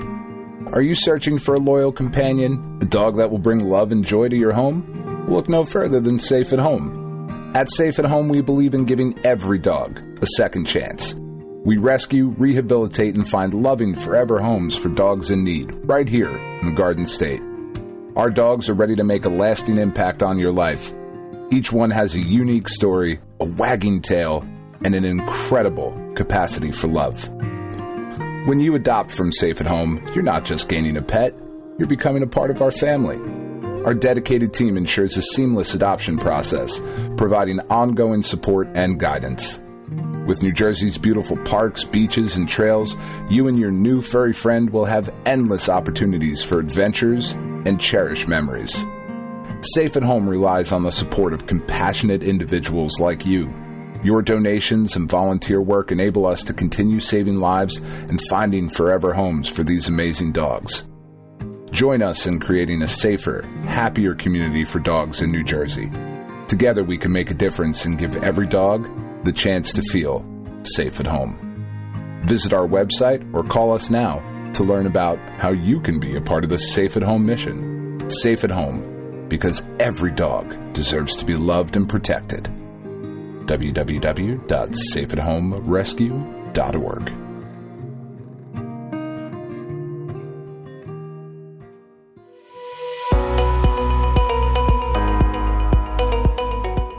Hi everyone, Kris here. Podcast listening is free, but podcast creation is not. That's why the Geekade Patreon exists. In an effort to help us pay the bills, we've got a Patreon page set up where you can gain access to our monthly podcast topic schedule, get early access to many of our shows, and more. If you'd like to help support Geekade and keep these shows running week after week, head over to the Geekade Patreon page, linked in the show notes of this very podcast.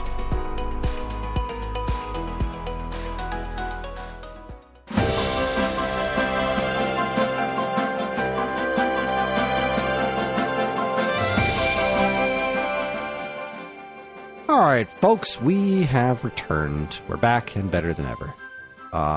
It's time to check in with our lives, which means it's time for the checkpoint. Checkpoint! This is where we talk about what games we've been playing and whatever else has been going on in our lives, and I will give a quick update on my mom. She's doing much better. I'm not going over there to take care of the dogs anymore. She's able to feed the dogs herself. She's able to walk around a little bit. She's still got a walker. She's still got a catheter, and but she's getting better every day. She sounds like herself, and I'm very, very happy with her forward progress. However, speaking of dogs, her dogs are doing fine, but Karen and I went out. Like I was talking about the bingo thing. Well, we had my sister's kid watch my kids, Right. Apparently they were playing Forsaken, which is a Roblox game. Okay. They were playing it so loud that Naga thought it was thunder, and she got scared and peed all over the chair. That sucks. I shouldn't laugh, but that's fucking funny. Yeah, they sent us a text message that said, Naga got scared to the sound of thunder in a video game and peed on the chair. We tried to clean it up. Just warning you.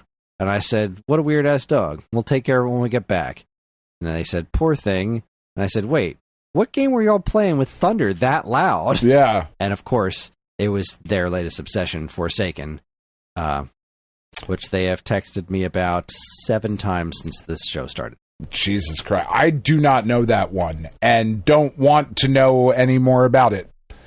Yeah. I know as much as I want to know about Forsaken. Thank you. I know as much as I want to know about Roblox now and forever. Yeah. All right, then. You want to go first? You want me to go first? How you want to do this? So I haven't played a ton this week. So I'll go first. Mostly because as we were mentioning, I don't know if it made it. I don't remember if it was part of the show or not. But this week has been quite lovely weather-wise. Yes, it's felt like how it used to feel like when we were kids. Around this time, back to school time, the weather started getting cooler. It wasn't like just fucking bend you over and Satan's dick hot all the time. And this week has been really great. But as I am adjusting to my my new life here, like post-cancer and with the neuropathy still, the way that it manifests is that through weather changes, it really fucks some shit up at times. So my hands have been this week hurting. Not as bad as when it went from earlier in the summer, when it went from like some cooler days to like ridiculously hot. That was worse. But this week it's just been difficult with like a lot of tingling and that sort of stuff. I did get a new pair of shoes this week. I got a pair of Brooks sneakers that are the most comfortable shoes that I've ever worn. And they have certainly helped a lot with like the pain in my feet and shit. So that's been really, really awesome. Been very happy about that. But with me not being able to play a ton, I figured that this would be a great week to pick up not just the Metal Gear Solid Collection Volume 1, but also Metal Gear Solid Delta, or Metal Gear Solid Snake Eater Delta, whatever the fuck it's called. The remake that came out, I went and picked it up yesterday. I have put maybe 45 minutes into it, 35 of those minutes which were story. just because Tiff wants to play with it, play it with me. And her new job has gone awesome this week. She loves it. She's killing it. But the crazy thing about her job is that she has to be there at 7 a.m. Okay. So she leaves the house at like 6:30 to make sure she's there at 7. And then they leave when they are done. So she worked Monday. She got there at 7. She got home at 7:30. Wednesday, she got there at 7. She got home at 6 o'clock. And today she got home at 5 o'clock. So like she never knows when she's going to be home. And then she was obviously like just exhausted the next couple of days. So we haven't had a ton of time to play like other shit. But we did put about 45 minutes or so into Delta yesterday, and it is gorgeous and weird to play through, and at all at the same time incredibly familiar but radically different, which is a very strange experience. And you said you had questions, so yes. What are your questions? Know about, I heard something about David Hayter wanting to re-record his voice. Is it still David Hayter doing Snake? Is it just the same? It's the same recorded dialogue from the original release? Yes. Yeah. It's just the original voice cast, the original script, like all of that is the same. So they didn't re-record the audio. They're using the literal same recordings from Metal Gear Solid 3, but they put it over a new game. I believe it's I think they, I didn't look too much into it because I wasn't really all that concerned with it. I thought it was a well-acted game to begin with. Sure, I suppose they could have spruced it up, but whatever. I think back when they did Subsistence, the like updated version of 3 that I think came out on the Xbox first or whatever, I think they updated some voice lines then, and that is the script that they are using. But yeah, from what I could tell, David Hayter just said like he would have liked the opportunity to update it. Not that there's anything wrong necessarily. There are some things, as I'm sure you recognize, Kris, like when you played through the Metal Gear Solid collection, of like, there's some problematic isn't the right word, but like Snake, whether it be Naked Snake, Solid Snake, whatever, is kind of a pig. And kind of like he's, there's just some stuff that is very much of the time and of the, certainly of the trope of like the lone soldier and like, hey, I'm going to come, why don't you tell me your name? And like, just kind of like the flirty weird shit. But like, it's ultimately harmless, I think. I don't remember there being anything so egregious in any of those games to where it's just like, oh my God, I can't believe this is still in here, Yeah. I was just looking at a site that says that it's all remastered audio from the original one. They did re-record a few bits to match up with current system's controllers functionality, but other than that... Oh, well, yeah, sure. It's just a remaster of the original stuff. So I think that's pretty interesting stuff. Yeah. It's so weird to play through that game with like modern controls, right? Because one of the most frustrating things in Metal Gear is when you crouch and you push forward and you're like, well, stop laying down. I don't want to lay down. Stand back up, you fucking dickhead. Damn it. I didn't want to lay down. And in this game, you can crouch and walk while you're crouched. It's like, oh my God, it's a fucking revelation, and it's just, it's really, really weird to play this game with the camera angle being different and the depth of field just being so much more clear as you're making your way through the jungle. It's fucking wild. It really is, and it's a gorgeous game, and I am so very excited to play through the rest of this one because it is my favorite of the 78 Metal Gear Solid titles. And maybe I will play through the series in order now. I might. Because now I picked up the collection, so now I have them all in one spot to be able to play them. Right?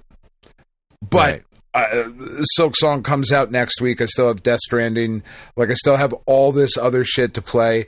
I just bought fucking Alan Wake, the first Alan Wake, and the DLC was on sale on the Steam Deck. Like, the complete Alan Wake experience was $1.29. So, yeah, fuck it. I got $1.29 to throw at that I might get to at some point. You know, that price you can't afford not to. I really, for $1.29, $1, Chris. Like, come on, man, I got to get that. You know, I still want to get fucking Ragebound. I still want to get Shinobi. Did you get Shinobi? Did it ship? Right, because wasn't the physical supposed to be like day and date with digital on Shinobi if you pre-ordered it at a certain time?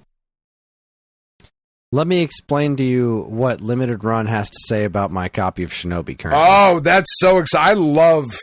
See, fuck, man. God damn it, Limited Run.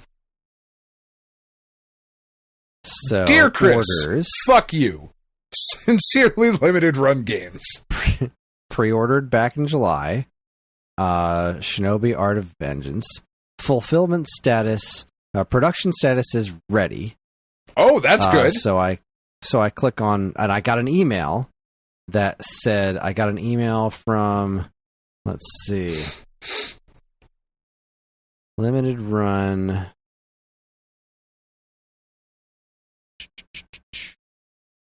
Preparing your pre-order. Now this email is from the 27th, a couple of days ago. Your pre-order is nearly on its way. So that was from Purple Dot, the company that does all this the pre-order stuff for Limited Run, and that was from a couple days ago. And that was from the 27th. That it's nearly on its way, according to Limited Run's site. By view status, it says your order is not ready to ship. Some items in your order are still in production. Your order will not ship until all items in your order are ready to be shipped. The following items are still in production. Shinobi Art of Vengeance Standard Edition.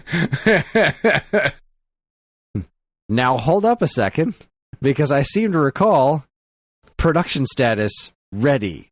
Right. So which is it? I wonder. Is it ready?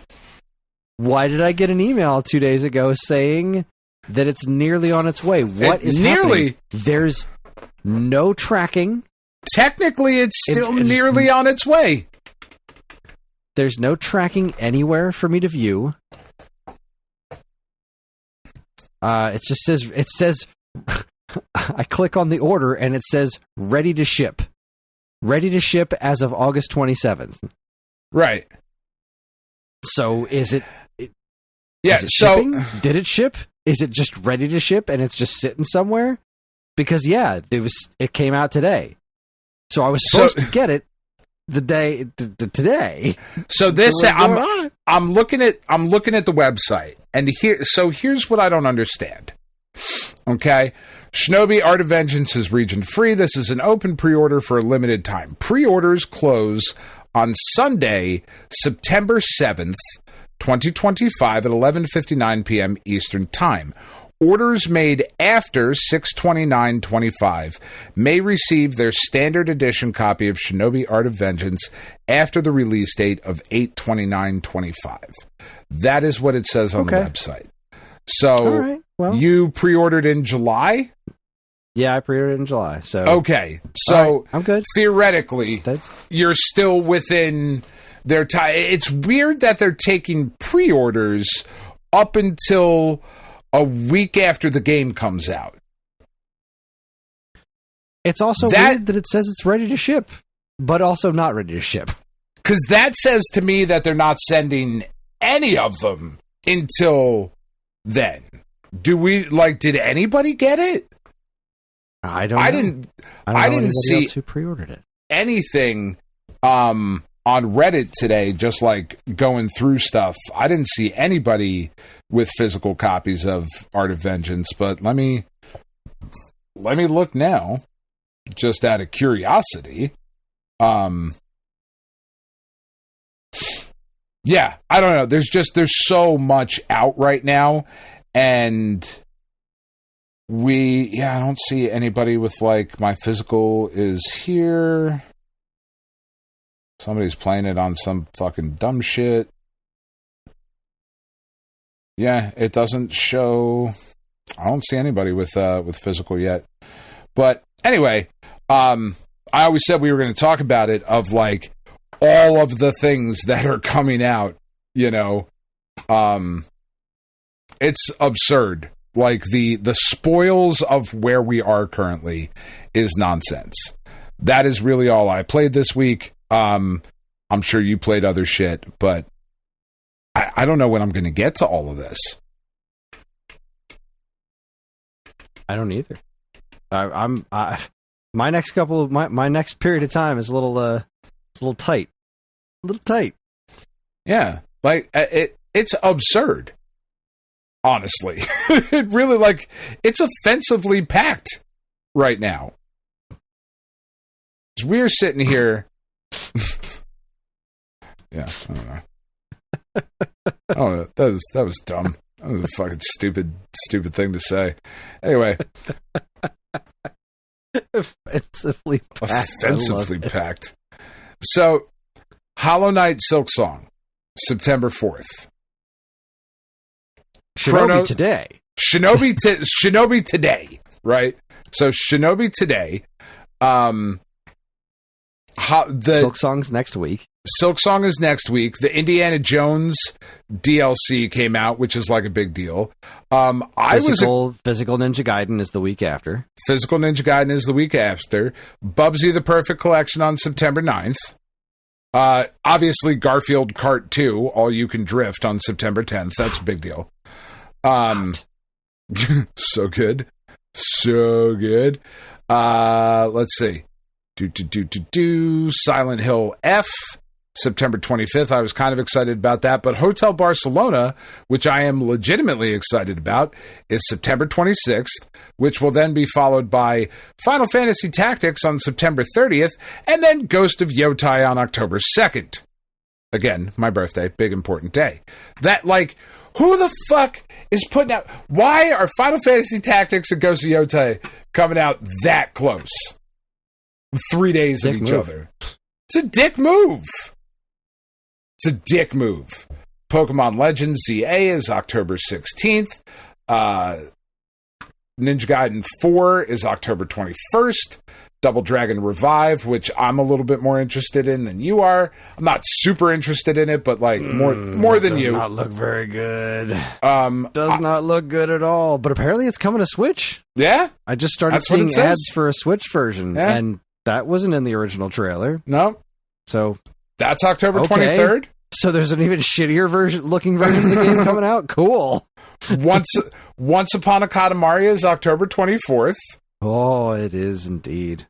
As we talked about earlier, Terminator 2D, that No Fate. Looks great. October 31st. Like, okay, fuck, that's a lot in October.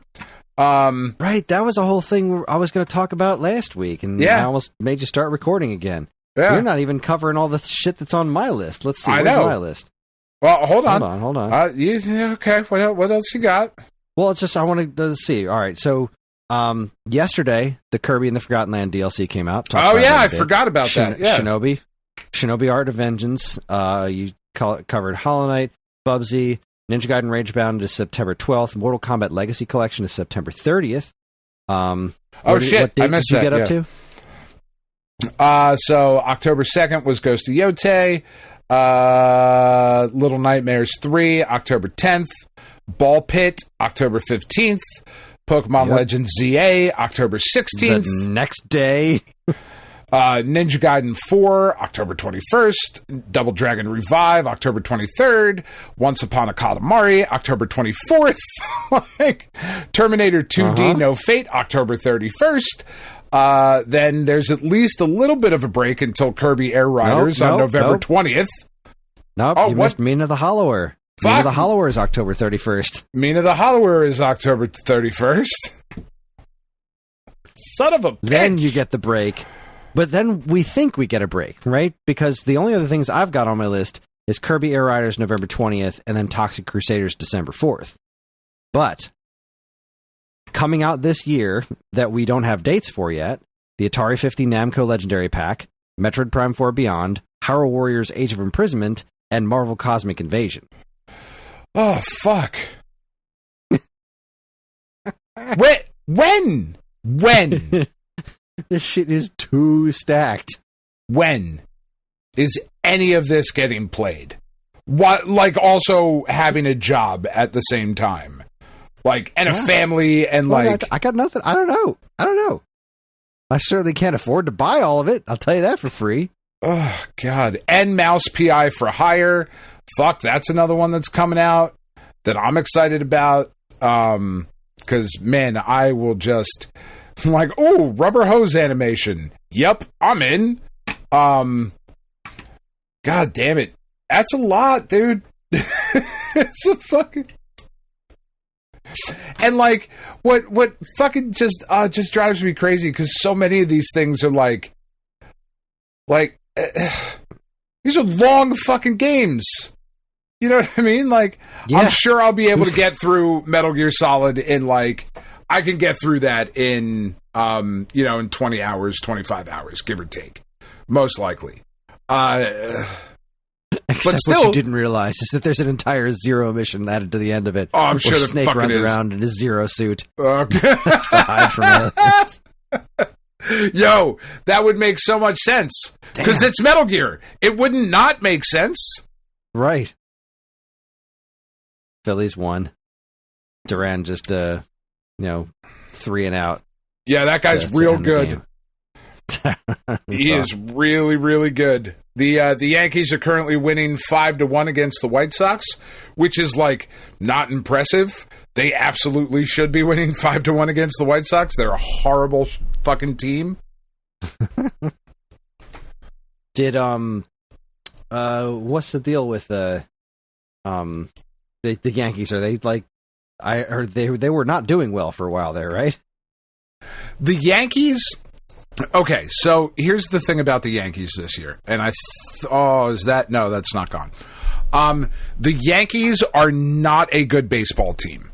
The Yankees have not been a good baseball team in a very long time because Brian Cashman is a fucking moron. And the worst part about Brian Cashman is that he's a fucking moron who thinks he's the smartest guy in the room. And because he thinks he's the smartest guy in the room, he always has to try to out-clever everybody else instead of just, like, making the smart baseball move. Right? Oh, boy. Yeah, he's fucking dog shit. I can't stand him. Aaron Boone, who I used to love, hit a big home run, sent the Yankees to the World Series, the whole thing. It was fucking great. Then he got hurt, blew out his knee, and we got fucking Alex Rodriguez. It was like, oh, sweet. I love Aaron Boone. He's the best. Hit that home run, and then he got hurt and fucked off.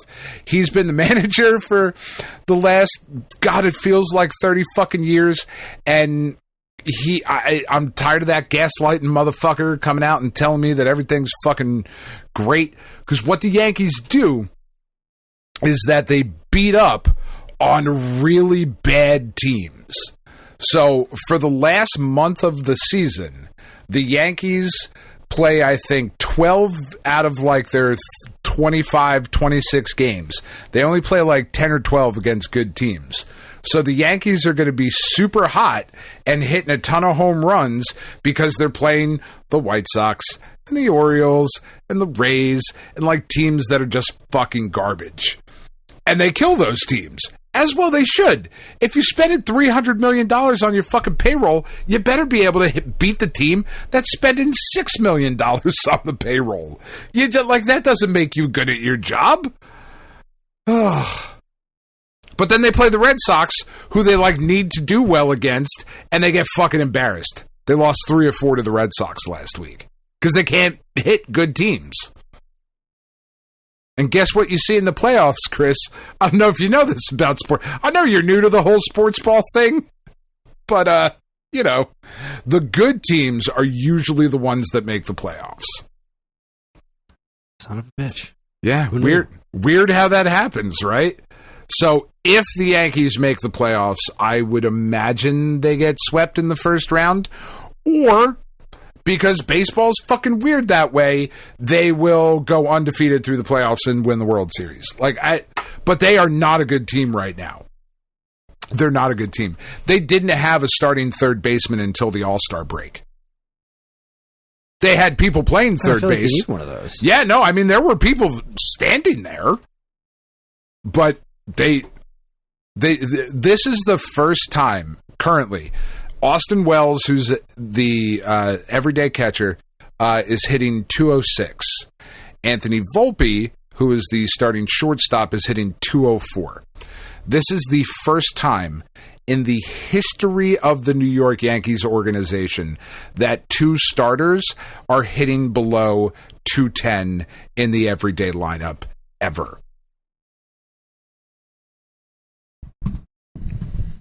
Neat.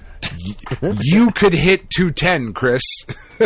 Actually, no, you couldn't. Neither could I. That's an absurd thing to say. Hit 210. I could get hit by 210 pitches probably, and that's the only way I would get on base. Baseball is impossible. I'd be dead. Yeah, it's impossible. I don't know how anybody does it at a professional level. The Yankees are not doing it well right now, but they are beating the White Sox 5-1. Hooray!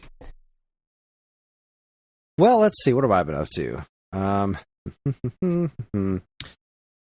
right. I was going to say, much? Just as an aside, more importantly, somehow your wife has to cheer for Aaron Rodgers. And I don't know how that's going to... She doesn't pay attention to baseball anymore. No, football. Oh, you're talking football. Oh. Aaron Rodgers is the quarterback of the Steelers. Yeah, that's right. And that's right. She's not okay with that at all. It's going to be an interesting football season on the podcast. I am really interested to see how that's going to go. Pleased about that at all, because that starts next Sunday. Actually, Thursday, but it's the Steelers aren't playing Thursday. Neither are the Giants. So, anyway. Good times. I have not gotten any further in Bananza, so please don't spoil it. Would you like me to take my headphones off for a couple minutes so you can rant? No, okay. It's fine. I'll talk about it with you whenever you finish it. But I know you didn't finish Dread. You'd better fucking finish this game. I finished Dread. You got 2 years later or something. Oh, sure, but you got mad at me when I finished Dread. So now I don't know if I want to finish this one. The ending of Dread was so great. I loved the ending of Dread. It really, really was. But this one, son of a bitch. Really? So remember I said I wanted to try and beat the game that weekend. Yeah. And I put a bunch of time into it and I just wasn't done with it yet. It's like, right. All right. I mean, I'm not angry that there's more of this game, but I really need to finish this before everything else happens. Right, before this cavalcade of bullshit happens. On Monday, when I was supposed to be working, I was going to play for 15 minutes. Ryan doesn't listen to the podcast? Just double checking? All right, just making sure. I had stuff to do. Yeah. And I was like, I'm just going to play this for 15, 20 minutes before I start, jumping back into work proper. And 2.5 hours later, the game was done. Both the kids were sitting next to me, cheering me on, utterly enthralled by the entire, the whole end chunk of this game was such a trip. It was such a fucking trip. I don't want to say anything, other than that it's really fucking good. The whole back half of this game, like, it was already great going up into this, but much like Dread, they stuck the fucking landing. That's good to hear. Stuck the fucking landing. So it's so good to say. How far away am I? So I just got to, the last thing I had done was I got the third Bananza transformation and got to like that Rainbow Island thing where like you pull up the pieces of, like you hit the one creature and it shoots a rainbow and then you pull up that piece and it like floats you up into the air. That's the last bit that I just got to. So am I like say you're 20 hours away, 10 hours? I don't know how to say it in hours, but you're probably a little less than halfway through. Okay. Little less, or maybe just at about half. So like if I just kind of focus and like barrel through and don't do a bunch of like banana hunting and shit, I could probably get through it relatively manageably within the next week. Because that's a problem. I get so distracted by like, ooh, there's a banana, and ooh, a challenge thing. As do I. That's part of it, because that stuff's all fun. It's so fun. All fun. And I don't want to beat the game, because I'm not going to go back and do it. Well, there's too much to do. Like, there's too many things to play to go back and do all that shit. Yeah, there's the problem. There's too many things to play, but I want to go back and play more, because after you finish it, there's post-game. It's not like, start over and do better this time. Okay. There's stuff happening afterwards, and I don't know what it all is. Because, I started it over, and there's more story stuff happening. Like, the main plot's over, but now there's apparently a reason for me to go get more stuff. Now, 100% completing the game, absolutely not worth it. It's like finding all the Korok seeds in Zelda. Right. My friend Greg 100% completed it. I know what it is, what you get, and it's bullshit. Other than it's super fun, which is why he did it. But don't do it for any kind of reward. But yes, there was some sort of story-related thing happening afterwards. Like, I'm back at the beginning of the game. Like, I'm back at that start, and I'm mining again. And then I got to a character and was like, I have to stop now. And I have not played it since, because this week just exploded. This week was a lot of work. Okay. And not necessarily in a bad way, but like, I had promised Ellie and her friend Aurora that we were going to make ice cream. And Aurora's mom does not like ice cream. Because she's a fucking weirdo? Who doesn't like ice cream? But if I make ice cream, my mom's going to have to eat it. And I was like, that's kind of funny. But Let's do it. But maybe we could do something in addition to, like, say, this is our way of saying thank you for trying the ice cream. Because, like, she would do anything for her daughter. Right. Including eating ice cream. But I also know that one of her favorite foods, because this is a friend of mine. Including eating ice cream. Oh, shit. Right? God forbid. What a fucking saint. So strange. I have bonded with this person over a love of cheese. Like, sure, we go to pick up the kids after school, and like, our kids both come out the same door, so we just hang out. And I want to say about 30% of the time we're talking about cheese. So mozzarella sticks, huge thing. I was like, what we could do? We could make mozzarella sticks too. There you go. So Tuesday we made. Aurora came over to play with Ellie, and we made the ice cream, the custard, and then that had to chill overnight. So then the next day, Aurora came over again. We churned the ice cream, stuck that in the freezer, and then she hung out and played with Ellie all day. And then towards the end of the day, before her mom came to pick her up, we made mozzarella sticks. We made beer-battered mozzarella sticks, which were both delicious and kind of a disaster. Because I have not made my own mozzarella sticks from scratch before. Okay. And I don't have a lot of experience with deep frying. I'm not going to say I have no experience with deep frying, but I don't have a lot of experience with deep frying.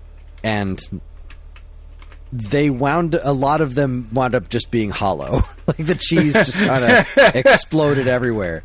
And it's what I'm learning now is that the trick for mozzarella sticks is you want to freeze the cheese beforehand so that it doesn't all melt out, especially when you're doing the beer batter, because the beer batter's even looser than doing like the dredging and the breadcrumbs. Like you can do that a couple times over, and they'll have a little bit more structural integrity. But fuck, this beer batter was so good. It was so tasty. And the ice cream also, absolutely amazing. First time I had made chocolate chip ice cream before. I had done plain vanilla a couple of times. And this one, I just added the chocolate chips in while we were doing the churning. Everything stayed where it was supposed to, and it is absolutely fucking fantastic. I still have a little bit left. But that was a big chunk out of my Tuesday and Wednesday. And we're also preparing for the sale that's happening right now at the store. We're having a Labor Day sale, and I was in charge of a lot of that. And I was also learning a lot of new stuff about like how to create a coupon code and how to set up a sale on the site. And it was very fun. It's been a very rewarding work week for me, but also like a really hectic one because it's the end of summer. The kids go back to school next Thursday, so I've been trying to do everything I can to make the end of their summer as exciting for them as possible. And making ice cream and mozzarella sticks was one of those things. And it was an extraordinarily fun experience. Aurora's mom was very thrilled when she liked the ice cream, and then she loved the mozzarella sticks. So that was a big fat win all around. And I ate the rest of the batter. the hollow mozzarella stick batter shells that had like traces of cheese in them. I wound up eating the rest of those. That was delicious. You did. And I've been just having ice cream cones with this awesome vanilla ice cream all week. That's outstanding. Which is so good. I am currently sending a website for you to check out that has my absolute favorite cheese in the world, which would be Humboldt Fog from Cypress Grove. It is a goat cheese with an edible vegetable ash throughout the center of it. It is a soft ripened goat cheese. It is, holy fucking shit, is it good? God damn it. It's so good. I love this. Well, I don't know how you feel about goat cheese, and like this is like not a super big fan of goat cheese. I'm a dirty bitch when it comes to cheese. Like, sure. ShopRite brand New York extra sharp cheddar is among my favorite cheeses, Okay. So good times. Yeah, the 5-pound wheel of this cheese is $110. Like it's an expensive cheese. I usually if I ever get this, it's usually for like a party or whatever, and like a 1 pound like little brick of it is like $20, $25, somewhere in that range. But it is, god damn, it's good. I think. I mean, serious. Yeah, it's a fucking serious cheese. It's one of those things, though, where, like, you eat it and it's like, yep, that's fucking great, and nothing will ever be as good as that again, or I'm going to go throw up now. Like, there's really no in-between with this kind of thing. Wondrous. Yeah, so good. All right, so, setting up the sale, that was a lot of fun, and I'm really happy with the way the sale looks right now. I set up all these individual categories, and I was very proud of myself this week. I did my longest run ever this week.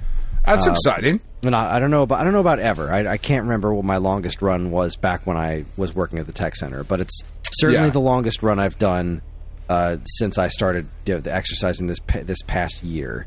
It was a little bit more than 5K. Instead of like a 3.1, I did like a 3.5 or something like that. I was very proud of myself. That's exciting. And I was changing my form around so my knees wouldn't hurt quite so much. And it's been a good week health wise. I dadded super hard with doing the ice cream and stuff, and John was super stoked about the Kirby Star-Crossed World thing coming out, and I bought that the second it was available, and he beat it. The whole DLC pack. Just nice. He just played it all day and just played it until it was done, and that was super fun. Which I will talk about that in a little bit. But yeah, I did good work. I got pretty much all the work that I got all the work I needed to get done. There are still more things that I wanted to get done that I haven't done. But there's stuff to do still. But I handled this week very well. I was very proud of myself. With between the exercising and the dad stuff, I think I did a pretty good job. And beating Bananza with the kids, that was so much fun. They were both like just on either side of me, cheering me on and just really enjoying watching what was happening. That's awesome. And that was pretty much all. Because after Bananza, I was like, well, that's my game time this week, kids. But I was able to put a half an hour into the Kirby DLC. We were just talking about Game of the Year stuff last week. Where the hell was Forgotten Land on my Game of the Year list of things? I don't think it was your Game of the Year. No, I don't. It wasn't my. I don't think it was my Game of the Year. What do we call them? The Golden Caveman. Yeah. How 2024 Golden Caveman. I just keep thinking of JGLDs. 2024. It was 2024, right? Kirby and the Forgotten Land? I don't know. I didn't play it. I think so. When the hell did Kirby and the Forgotten Land come out? Because I really loved that game. Maybe that was 2022. Was it 23? Oh, 22? No shit. That was that long ago? Wow. Okay. That was 2022. Okay, so where was it? What was my 2022 game? Oh, of course I gave it to Atari 50. Yeah, that tracks for me. Yeah. I think I have to assume that was my runner-up in 2022. Probably. Boy, I'm curious. It probably was, because I really loved Forgotten Land. I had so much fun with it. It's such a delightful game, but holy shit, this upgrade is outstanding. Really? Because unlike the Mario Party thing, for some goddamn reason, this is more like the Breath of the Wild Tears of the Kingdom. Like, now the game runs at 60, and it looks so good. It's so smooth. It's because the game was already beautiful running at 30. Yeah. But God, it looks so good now. So I wasn't able to play the story of the DLC because John booted up my save file and played through the DLC there. What a dick. Because apparently you need to have done the main game in order to access these new levels. So it's like additional post-game content. Sure. But it's like on a world-by-world basis. So like, if you've beaten the first world, then you can do the first world of the new DLC stage. Oh, okay. That makes sense. Yeah. And he just wanted to play all of it, so he just did it on my save file for some goddamn reason. So I played the first world. Like, I just started a new save file, and I played the first level or two of just the original version of the game, because like I said, it has been 3 years since I've played it. So right. That's why it felt so fresh this time around. And like, God, it hasn't skipped a beat. I was like, God, this is still really fun. This is, I mean, I don't think it's as good as DK Bananza, obviously, but it's not that far off. Like, it's really fucking good. It's a very, very clever and well-made game. It looks like if there was ever going to be a Kirby game that I was going to get into, like, that looks like the one. Oh, this is it for sure. This is, as far as I'm concerned, the best Kirby's been in decades. As far as, like, mainline adventure games. I don't think the 2D games are for you at all. No. But the 3D one was really a different animal, and it was good. It's really fucking good. I want to know what, let's see, 2022. Let's see here. Golden Caveman 2022. Let's see if I can find this. Let's see. SAG Scripts 2023. I guess it would probably be in there. Or were they still the JGLDs back then? I don't think so. 2023. How long have they been the Golden Caveman? Let me pull that up. I actually do have that, I think. Since 2020. I think. Year in review. All right. Golden Caveman Awards. So I have them going back to 2020 as Golden Caveman.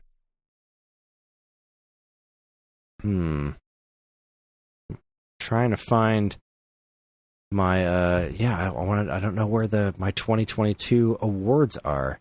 I guess let me check mine was God of War Ragnarok that year. So, right. Kirby probably wasn't beating that. And my indie of the year, you didn't even. So that's a really interesting. Atari 50 was your game of the year in 2022.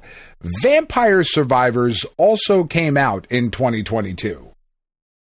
I don't think I played it till 2023, though. Oh, no, you didn't. It was my indie game of the year that year, but you didn't play it till it came to Switch. Would Vampire Survivors have beaten Atari 50 for you is an interesting question, because I think it... That is an interesting question. Definitely would, right?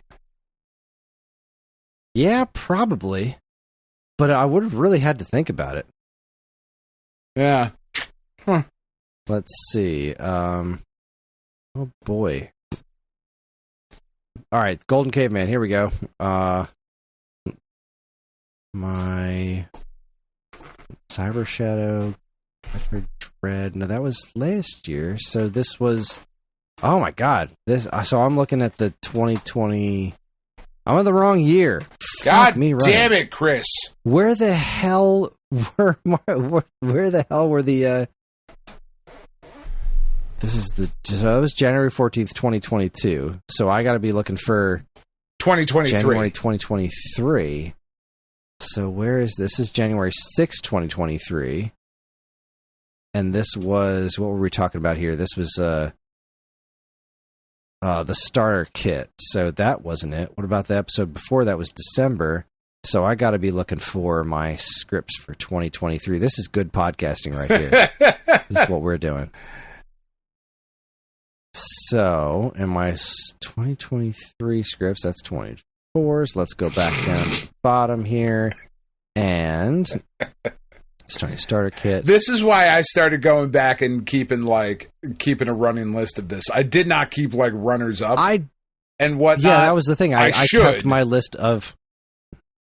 I kept my list of what my winners were, but I just my game of the years, but I didn't do all of my. I don't have a running list of all of my categories. This is January 13th. Then I look back. Oh, that's what's us looking back at the year that was, and then this is the Golden Caveman Awards, and of course I don't have anything fucking written down. Of course not. So where did I write down my Golden Caveman Awards? You're just going to have to go back and listen to the episode, or we're going to have perhaps one of our amazing listeners, hint, hint, wink, wink, nudge, nudge, who may or may not have just listened through the entire thing. Maybe he remembers when he hears this episode and can chime in on the Discord and let us know whatever the fuck we thought, because we don't remember. 2022 GOTY.